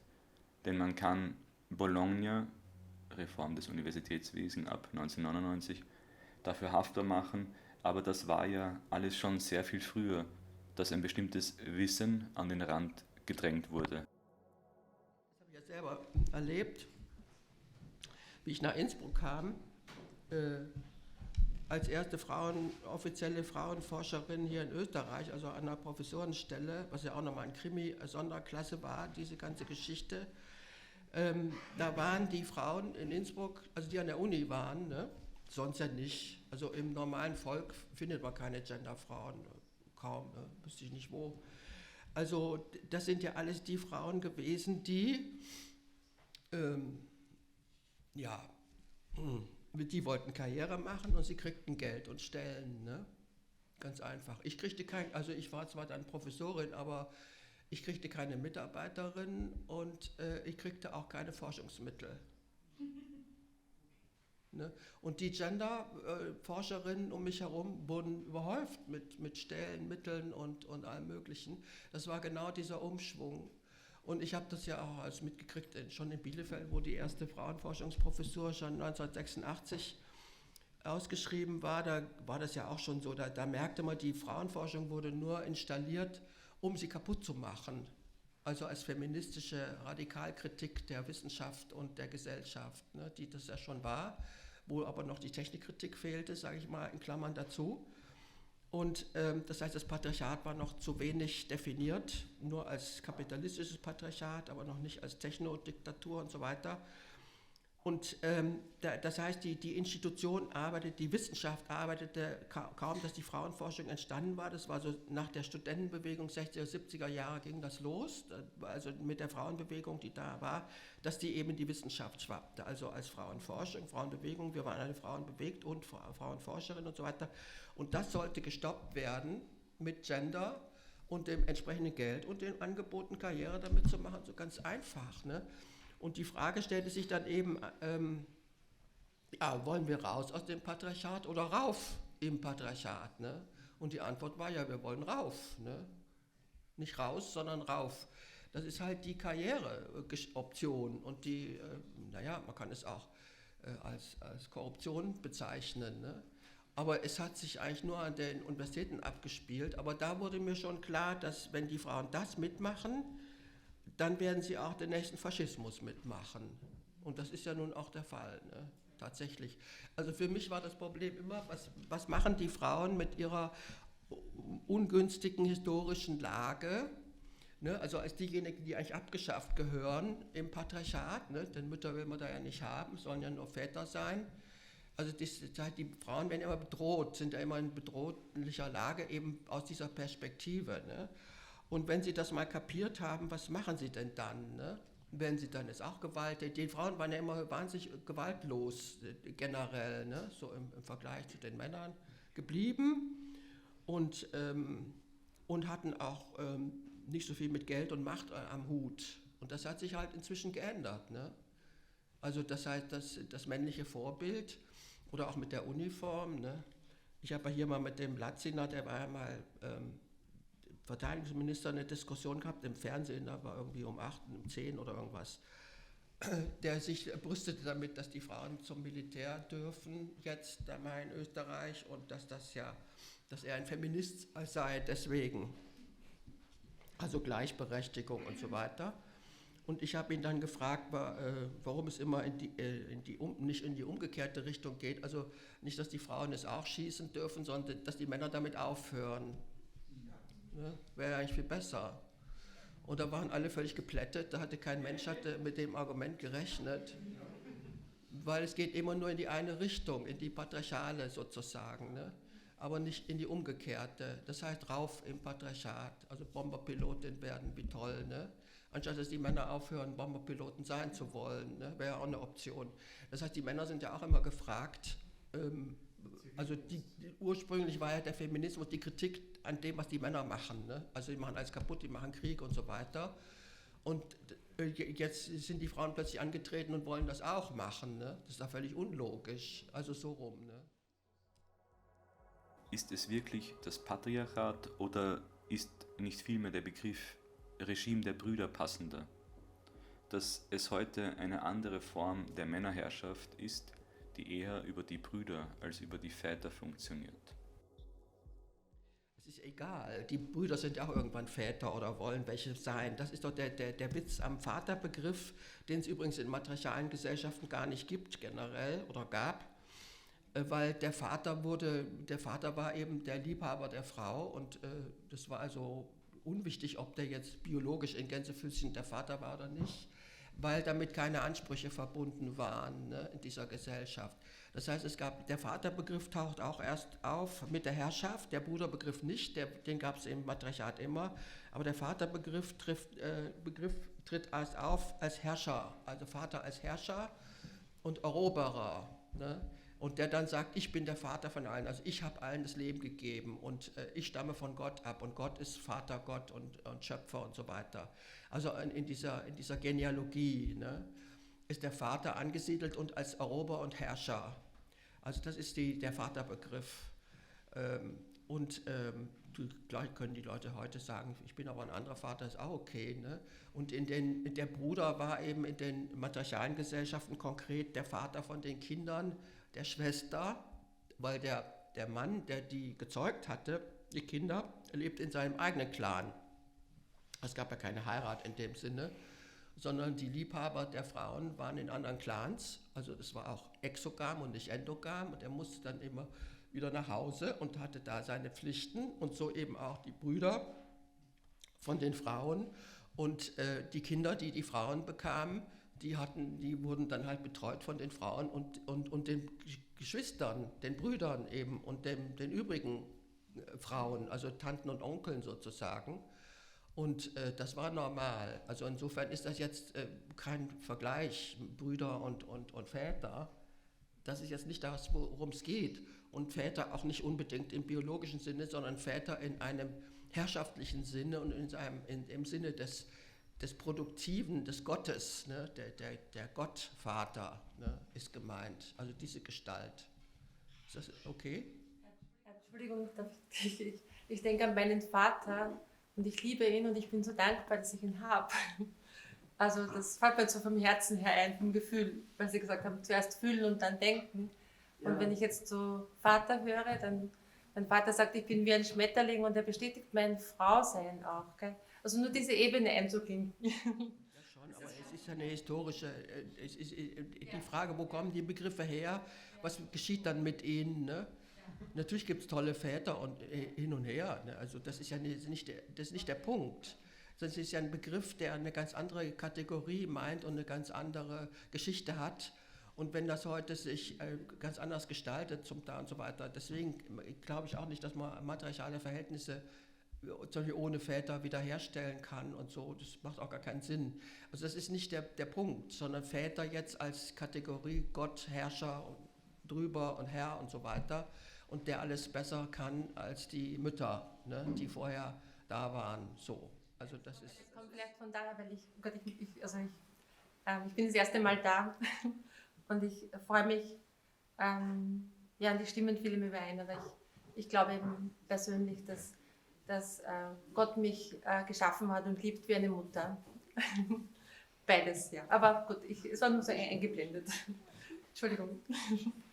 Ja, aber ich finde wunderbar, also ganz neu für mich alles, was ich höre, auch jetzt über diese Prägungen und so. Dankeschön. Ja, ich bin ganz kritisch gegenüber den Tendenzen. Ja, also meine Erfahrung ist auch, dass auch die jetzigen Väter eben, zum Beispiel die Frauen kriegen plötzlich Kinder von ihnen und die sind total verblüfft. Also ich bin in allen Beziehungen, ich bin auch ein Opfer so einer Beziehung geworden. Also der Vater meines Sohnes zum Beispiel, ein ganz alternativer Mann war. Also dem kann man nicht vorwerfen, dass er besonders bürgerlich oder so oder herrschaftlich war oder sowas. Der hat das überhaupt nicht verkraftet. Der konnte mit dem Kind nicht umgehen. Also er hat nicht verstanden, was das jetzt bedeutet und fühlte sich bedroht von dem Kind. Ne? Also weil das, weil er hat diesen Prozess nicht verstanden. Das würde in der matriarchalen Gesellschaft nie vorkommen, sowas, ne? Weil das ist ja die Grundlage von allem. Ne? Also dass die Männer so schlecht damit umgehen können, dass die Frauen die Kinder kriegen, sie sind dann die Väter, aber ohne, dass sie eigentlich eine Macht über diesen Prozess hätten, ne? Und so weiter. Also es ist ja ein Tabu, ein großes Tabu. Und auch wird nicht diskutiert, ist auch nicht im Bewusstsein. Männer verstehen sich meist auch dann als Schöpfer und sehen aber, die Frau ist eigentlich die Schöpferin. Und das kriegen die einfach nicht auf die Reihe, weil die Diskussion nicht kennen und da tappen die dann auch konkret im Finstern einfach. Ne? Ich habe mich total gewundert. Hat dazu geführt, dass wir uns getrennt haben. Ne? Weil ich musste mich dauernd zwischen Mann und Kind entscheiden. Und dann habe ich fürs Kind entschieden. Was soll ich denn sonst machen? Ich kann doch das Kind nicht alleine lassen. Ne? Wenn der Mann das nicht kapiert, dann kann ich nur sagen, dann müssen wir uns trennen. Das geht nicht. Ne? So. Ich hätte den Gegensatz Vater-Bruder auf den Gegensatz Vormoderne-Moderne bezogen. Zur Frage, woher die Begriffe kommen, das Patriarchat in der Kirchenhierarchie und in der Rechtssprache ist schon eine sehr konkrete Sache. Und auf der anderen Seite die Französische Revolution, Freiheit, Gleichheit, Brüderlichkeit. Da wird das schon explizit angesprochen. Ich finde schon, dass es wert ist, diskutiert zu werden, dass es eine andere Gesellschaftsformation gibt in einem feudalen, hierarchischen Modell, das eine Herr-Knecht-Beziehung explizit betont und die brüderliche Gleichheit, die besagt, wir sind aber alle gleich vor dem Recht. Wo ist denn das Problem?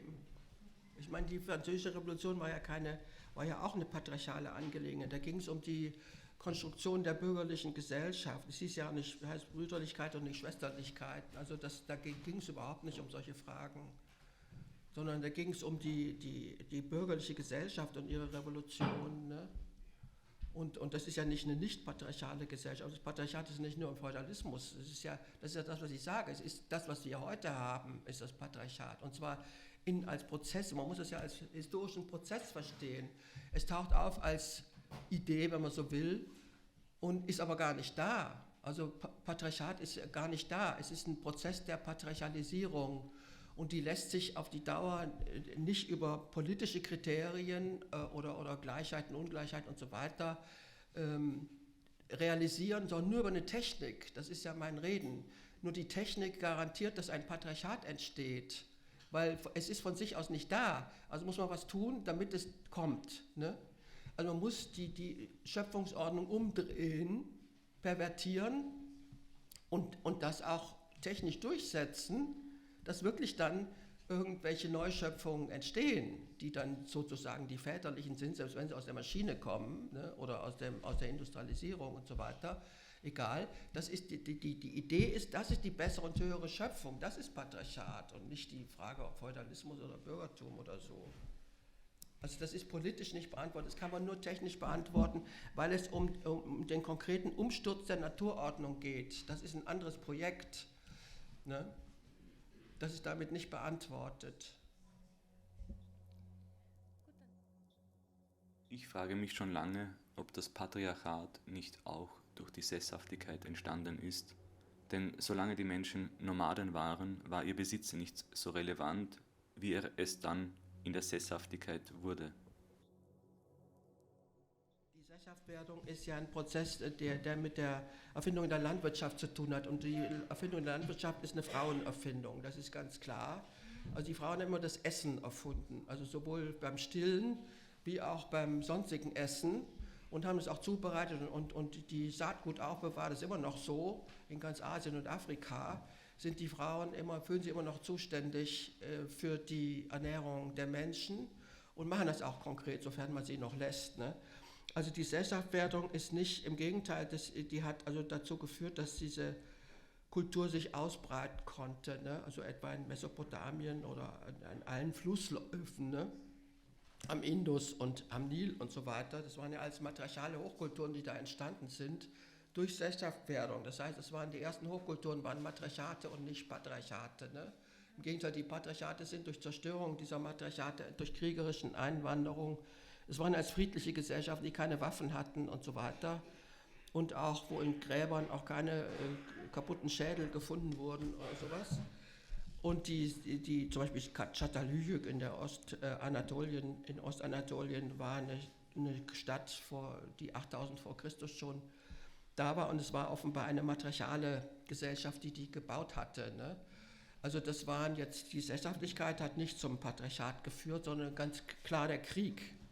Also es gibt überall die kriegerische Eroberung matriarchaler Gesellschaften oder die angrenzenden Gesellschaften schaffen sich selber ein Militär an, um sich zu schützen. Das ist so eine Art sekundäre Patriarchalisierung, die unterwerfen sich dann sozusagen ihren eigenen, also das etc. gibt es also ganz viele Geschichten. Also das ist jetzt nicht der Punkt. Ne? Also generell, wie eben oft diese Verbindung Pflug oder sowas, die Technik gleich Patriarchat oder eben nicht, oft falsch gestellt ist, weil die Technik eben nicht unter der Perspektive dessen gesehen wird, warum sie erfunden wurde. Ne? Die Techniken werden ja nicht durch Zufall erfunden, sondern weil ein bestimmter Bedarf nach einer bestimmten Technik besteht. Ne? Deswegen werden die erfunden. Also eine Waffe wird ja nicht erfunden, weil jemand unschuldig zum Himmel guckt, ne? Sondern weil er einen umbringen will. Ne? So. Also diese ganze Technikfrage wird viel zu neutral aufgefasst und man sieht diese Zusammenhänge nicht. Ne? Es gibt ja ganz viele, vor allen Dingen Handwerkstechniken, die lange vor den Patriarchaten, alle Handwerke natürlich. Ne? Und vor allen Dingen die magischen Techniken, das sind eigentlich Liebestechniken. Also Magan, das Wort Magan heißt mögen, vermögen, lieben. Und die sind ja dann am meisten diffamiert worden, auch gerade von der Kirche und von der Naturwissenschaft und so weiter, weil das eben Techniken sind, die aus der Verbundenheit handeln und nicht aus der Trennung. Ne? Das muss man also dann voraussetzen, wie wird denn eine Technik überhaupt eingeordnet und so weiter. Ne? Das sind ja ganz neue jetzt Perspektiven, die aus meiner Sicht zu werfen sind auf diese verschiedenen Fragen, die sich da historisch auftun, und da gibt es dann ganz andere Antworten auf einmal. Ne? So. Außerdem ist apropos diese Sache mit den Patriarchaten, das ist ja auch immer viel zu oberflächlich definiert. Das ist ja, da gibt es auch dann, das sind dann so historische Überbleibsel, dass immer noch irgendwas Patriarchales und so. Das ist alles Käse. Es gibt ja dann eine riesen historische Dynamik, die das Patriarchat entfaltet hat. Also der technische Fortschritt, das ist das Patriarchat. Ne? Und das will ja niemand hören. Das ist ja der Glaube an das ganze heilige Kuh und so weiter. Das ist der Tabubruch, den wir jetzt brauchen, um einen neuen Blick auf die Dinge werfen zu können, um uns zu retten. Ne? So, also wenn wir also als subhumane Maschinenteile da rumschwirren im Internet, dann können wir uns nicht mehr retten. Ne? Das ist ja klar. Dann ist es zu spät, wenn wir das überhaupt überleben, den ganzen Irrsinn. Wenn Menschen sich die Natur so herrichten und die Spezies selbst aussuchen, die sie dort anpflanzen, ist das dann aus einer ganzheitlich ökologischen Perspektive nicht schon eine Form der Unterwerfung der Natur, zumindest einmal unter die menschliche Spezies? Nicht notwendigerweise. Ich habe es zum Beispiel in Bangladesch mal gesehen, wie da, ich bin ja viel rumgereist und geforscht und so, da gehörte das auch dazu. Da hatten die Frauen von ihren Männern, den Bauern, die Männer waren die Besitzer von dem Land, ne? Ob Eigentümer ist noch eine andere Frage, zumindest Besitzer. Und die Frauen wollten aus der industriellen Landwirtschaft raus, ne? Und so.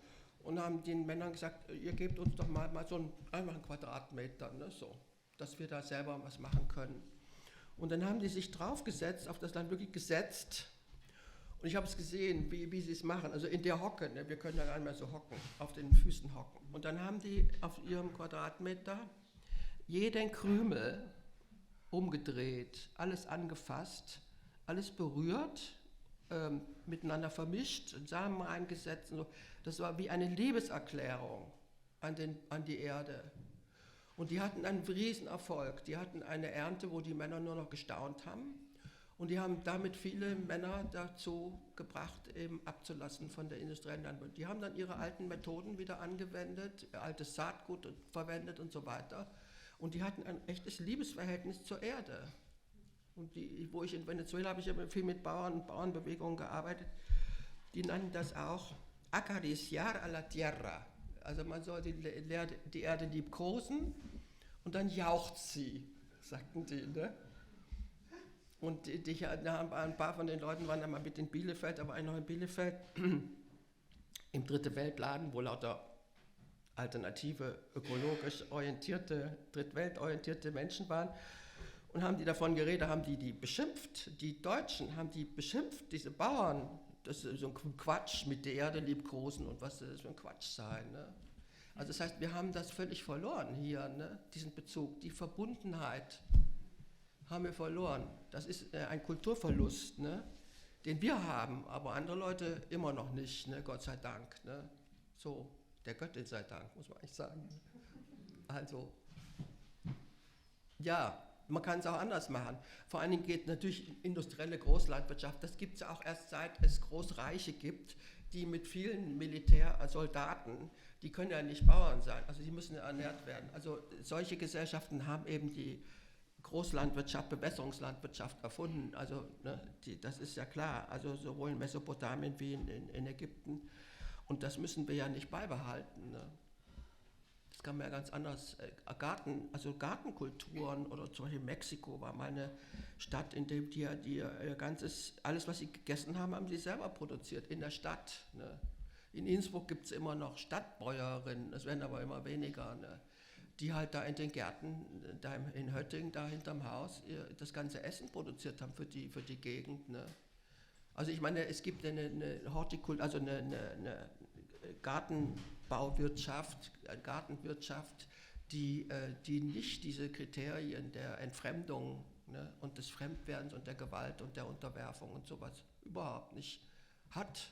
Ich meine, also das ist auch diese ganze Mentalität, dass der Anthropozentrismus, ne, den kriegen wir jetzt um die Ohren gehauen. Also diese Vorstellung, der Mensch ist der Herr der Erde und so und das höhere Lebewesen. Und wenn man also mit so einem elitären Anspruch an die Natur rangeht, dann hat man natürlich keinen besonderen Erfolg. Das ist natürlich klar. Also dann findet diese Verbindung nicht statt. Ne? Das müssen wir wieder neu lernen, ganz offensichtlich. Ne? Also es gibt viel zu tun. Meine Frage bezieht sich auf das Matriarchat auf gesellschaftlicher Ebene. Die Forschung ist ja vor allem am Zerteilen, am Mortalisieren interessiert. Aber wie funktioniert es, die Zivilbevölkerung zu vernetzen? Gibt es auch Forschung dazu, wie das Zusammenkommen praktiziert werden kann? Kennen Sie da noch weitere Bewegungen oder Ansätze, wie das aussehen kann?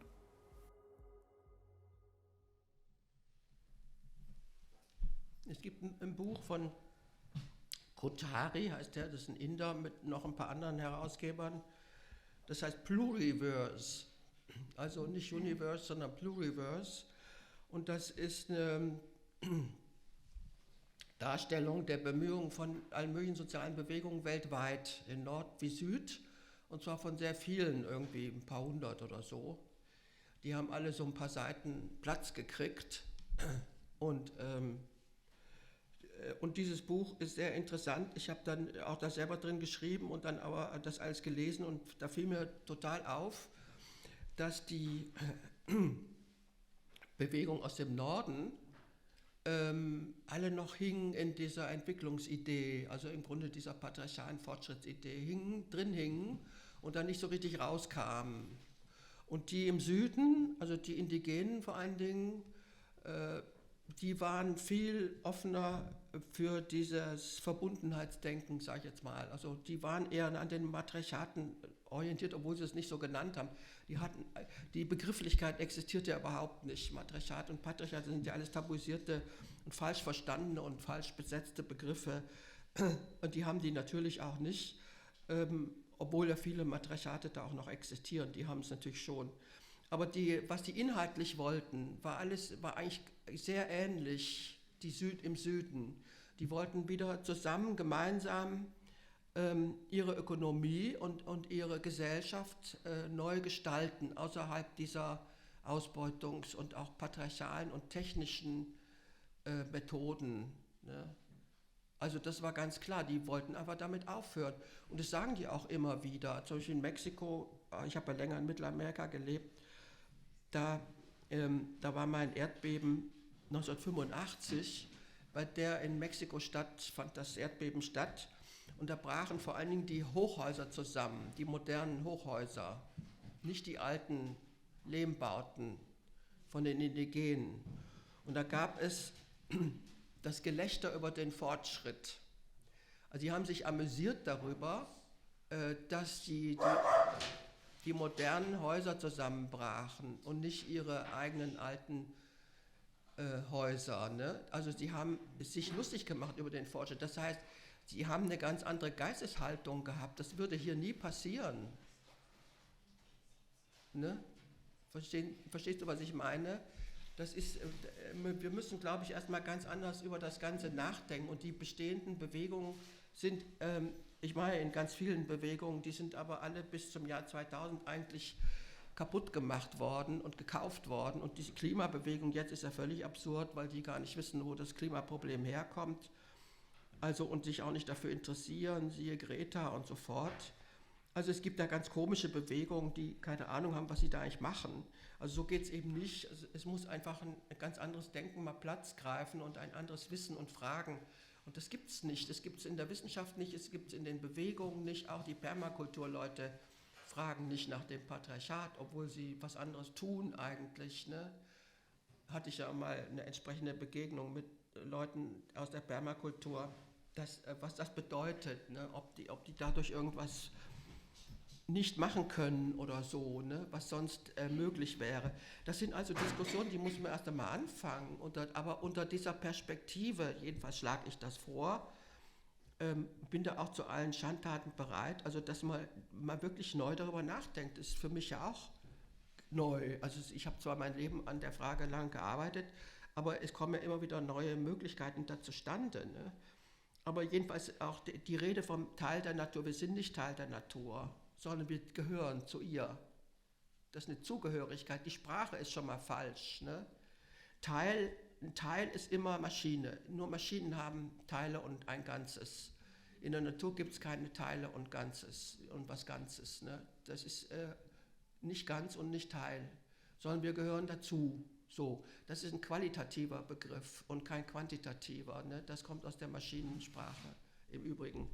Oder auch ganzheitlich, das ist auch eine Maschinenmetapher. Wir sind ganzheitlich, was soll das heißen? Ganz ist eben nur eine Maschine, alles andere ist nicht ganz. Wir sind auch nicht ganz, wir sind immer verbunden miteinander. Als ich hierher kam, habe ich mir gedacht, wie komme ich mit den Energien hier klar im Raum? Ne? Wie kann ich hier sprechen, ohne dass wir uns kennen? Das ist ja auch völlig abstrakt. Ne? Wie kann ich euch vertrauen so, ne?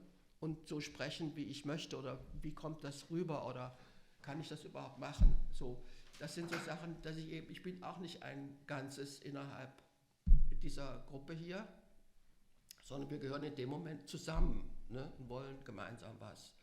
Und das ist ein ganz anderes Denken, was da eigentlich Platz greifen müsste, um zu sehen, wo wir zu anderen Ergebnissen kommen, auch in puncto Verhalten und Empfinden. Ne? Das ist ja ein spiritueller Ansatz, sozusagen. Wir sitzen hier nicht als mechanistisch reduzierte Teile einer Maschine, sondern als Lebewesen, die miteinander in Kontakt geraten sind bei dieser Gelegenheit, weil sie alle irgendwas wollen, was irgendwo vielleicht gemeinsam ist. Das ist ja was anderes. Ne? So, und dann kommen wir auch auf andere Spuren sozusagen. Und das gilt natürlich auch für die Bewegung. Und die heutigen Bewegungen sind fast alle von oben gesteuert und gekauft und bezahlt. Ne? Insofern ist da eine Freiheit des Denkens in dem Sinne überhaupt nicht vorhanden. Wenn das Matriarchat am Ursprung von allem steht, dann ist das Patriarchat ja eine Erschaffung des Matriarchats oder der Ursprünglichkeit. Wenn man sich die technische Entwicklung weiter anschaut, versuchen wir unsere eigenen Zerstörer zu entwickeln, in Form der künstlichen Intelligenz.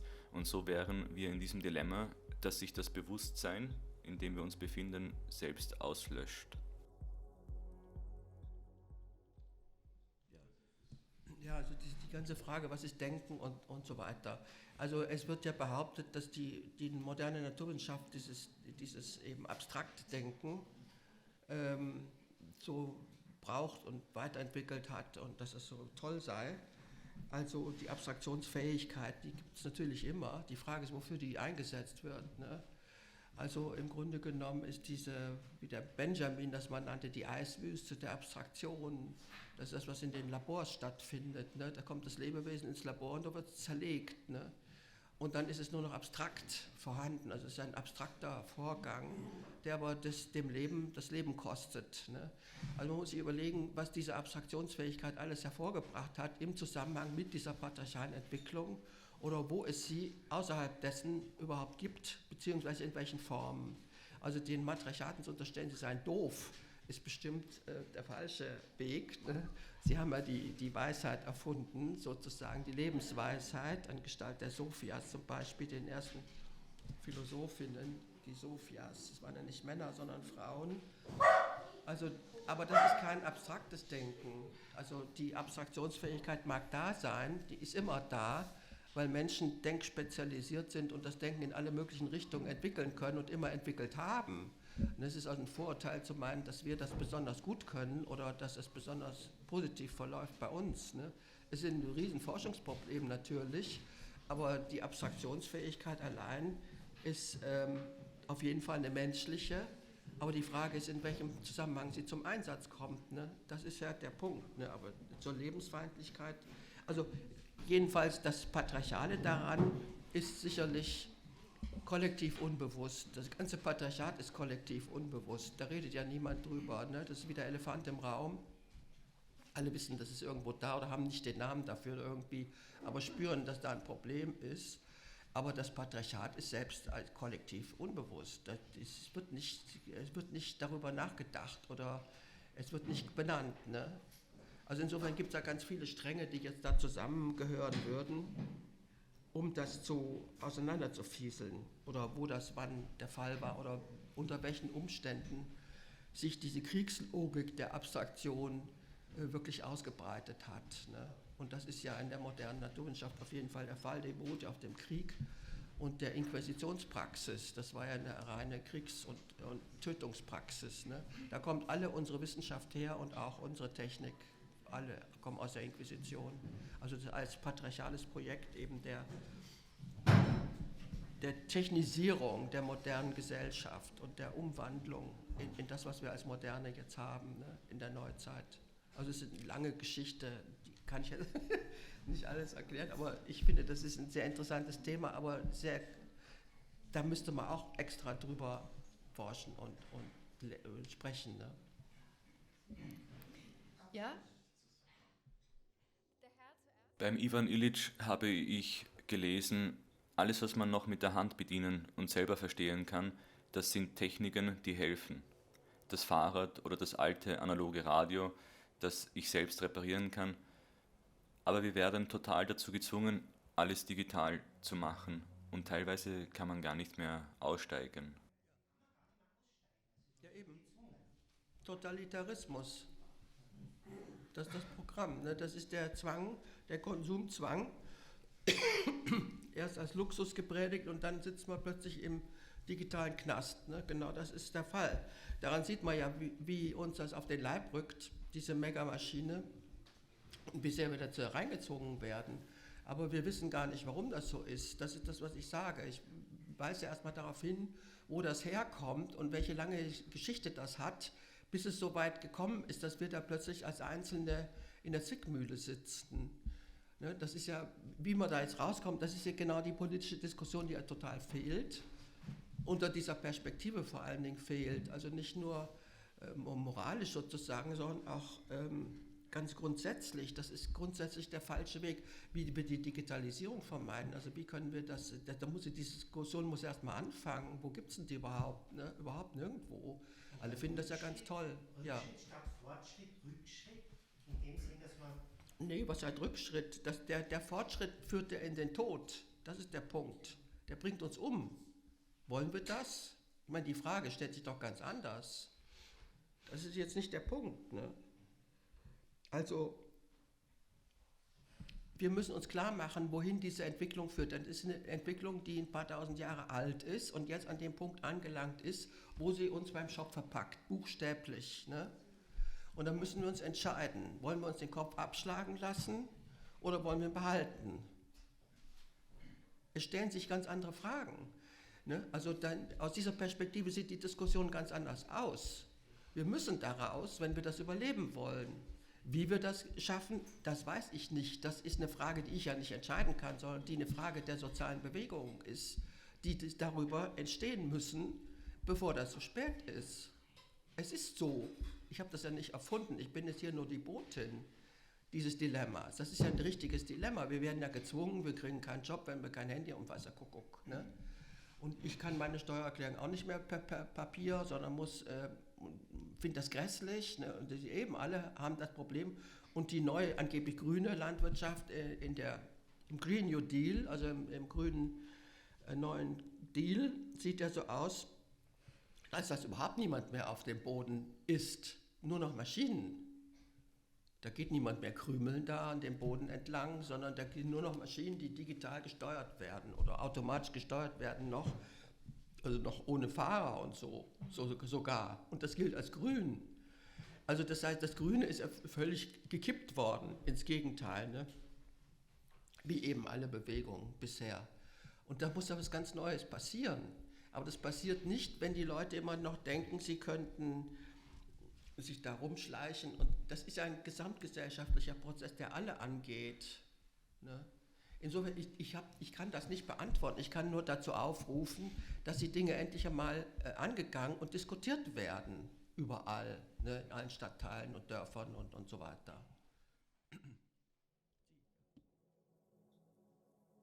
Ich habe über diese Problematik einmal mit einem indigenen Aktivisten gesprochen und er hat gesagt, dass dieses System immer stärker werden wird und die das erkennen, sollen daran arbeiten, sich herauszunehmen aus dem System, und er hat ganz besonders diese Ökodorfbewegung als Lösung angeboten, also größere Gemeinschaften gründen, die sich wirklich ausklinken können.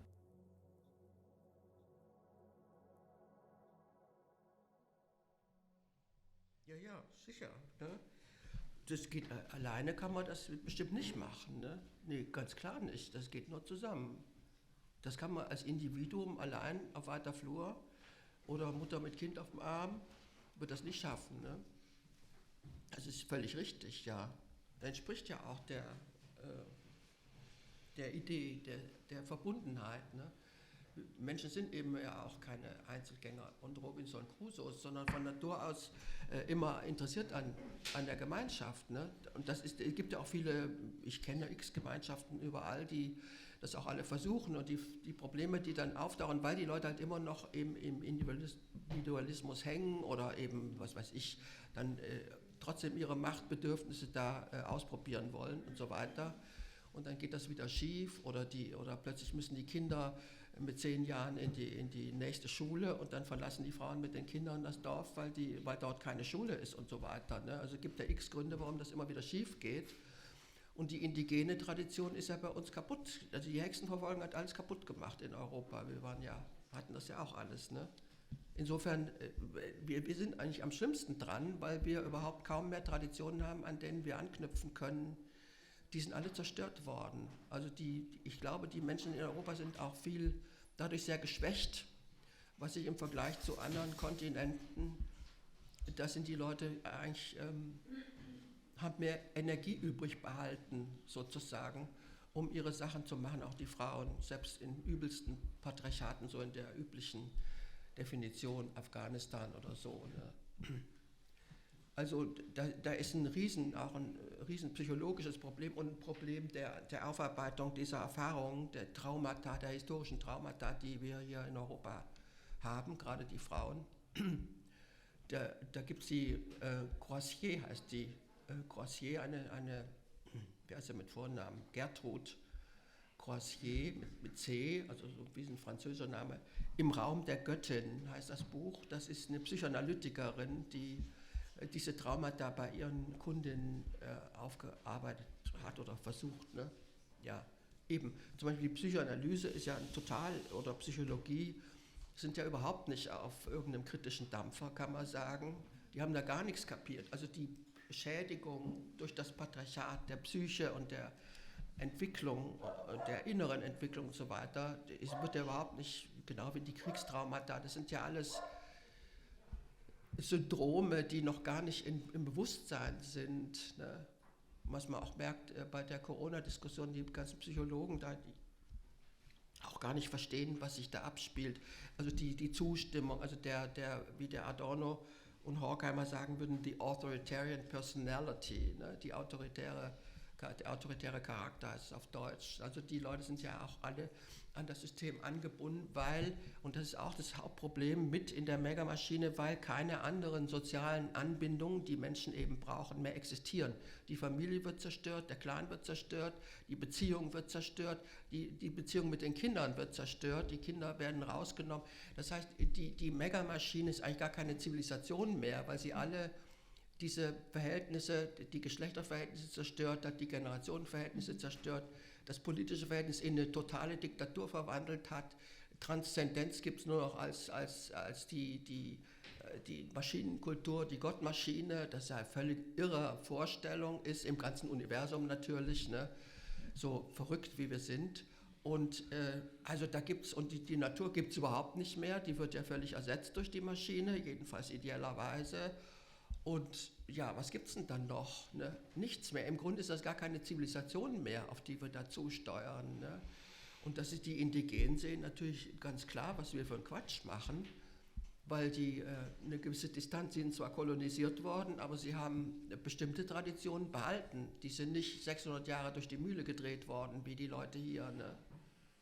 Also 600 Jahre Inklusion ist überhaupt kein Thema, nicht in der Wissenschaft und nirgendwo. Was das bedeutet hat, ne?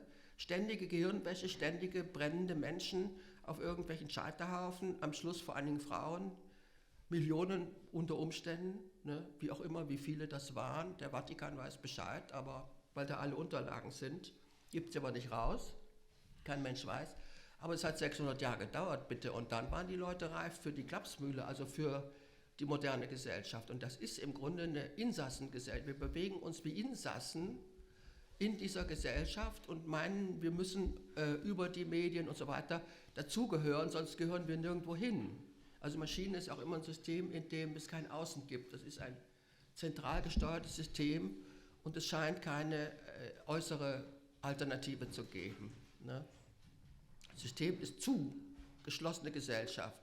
Und wenn man dann irgendwer sein will, muss man sich halt dann orientieren an dem, was da ist, und das sind die Medien und die Handys und weiß der Kuckuck. So. Und eben der Chip im Hirn.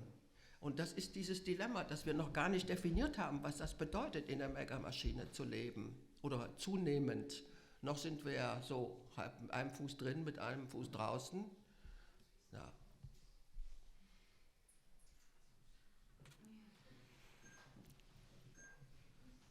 Gut, Dann, ich kann nur sagen, für mich, es war total spannend. Meine eigene Frage hat sich erledigt mit dem, was du am Schluss gesagt hast, ob das überhaupt eine Zivilisation ist. Das war mir eine Frage gewesen und du hast eben verneint, alle diese Verhältnisse werden eigentlich zerstört in dieser Megamaschine. Und wir hören schon, dass die Hunde werden unruhig und ich glaube auch die Menschen werden ein bisschen unruhig und freuen sich vielleicht auf Getränke und noch ein kleines Häppchen zum Essen. Genau, und dann darf ich mich ganz herzlich bei dir, Claudia, bedanken für den tollen Vortrag und die lange Diskussion.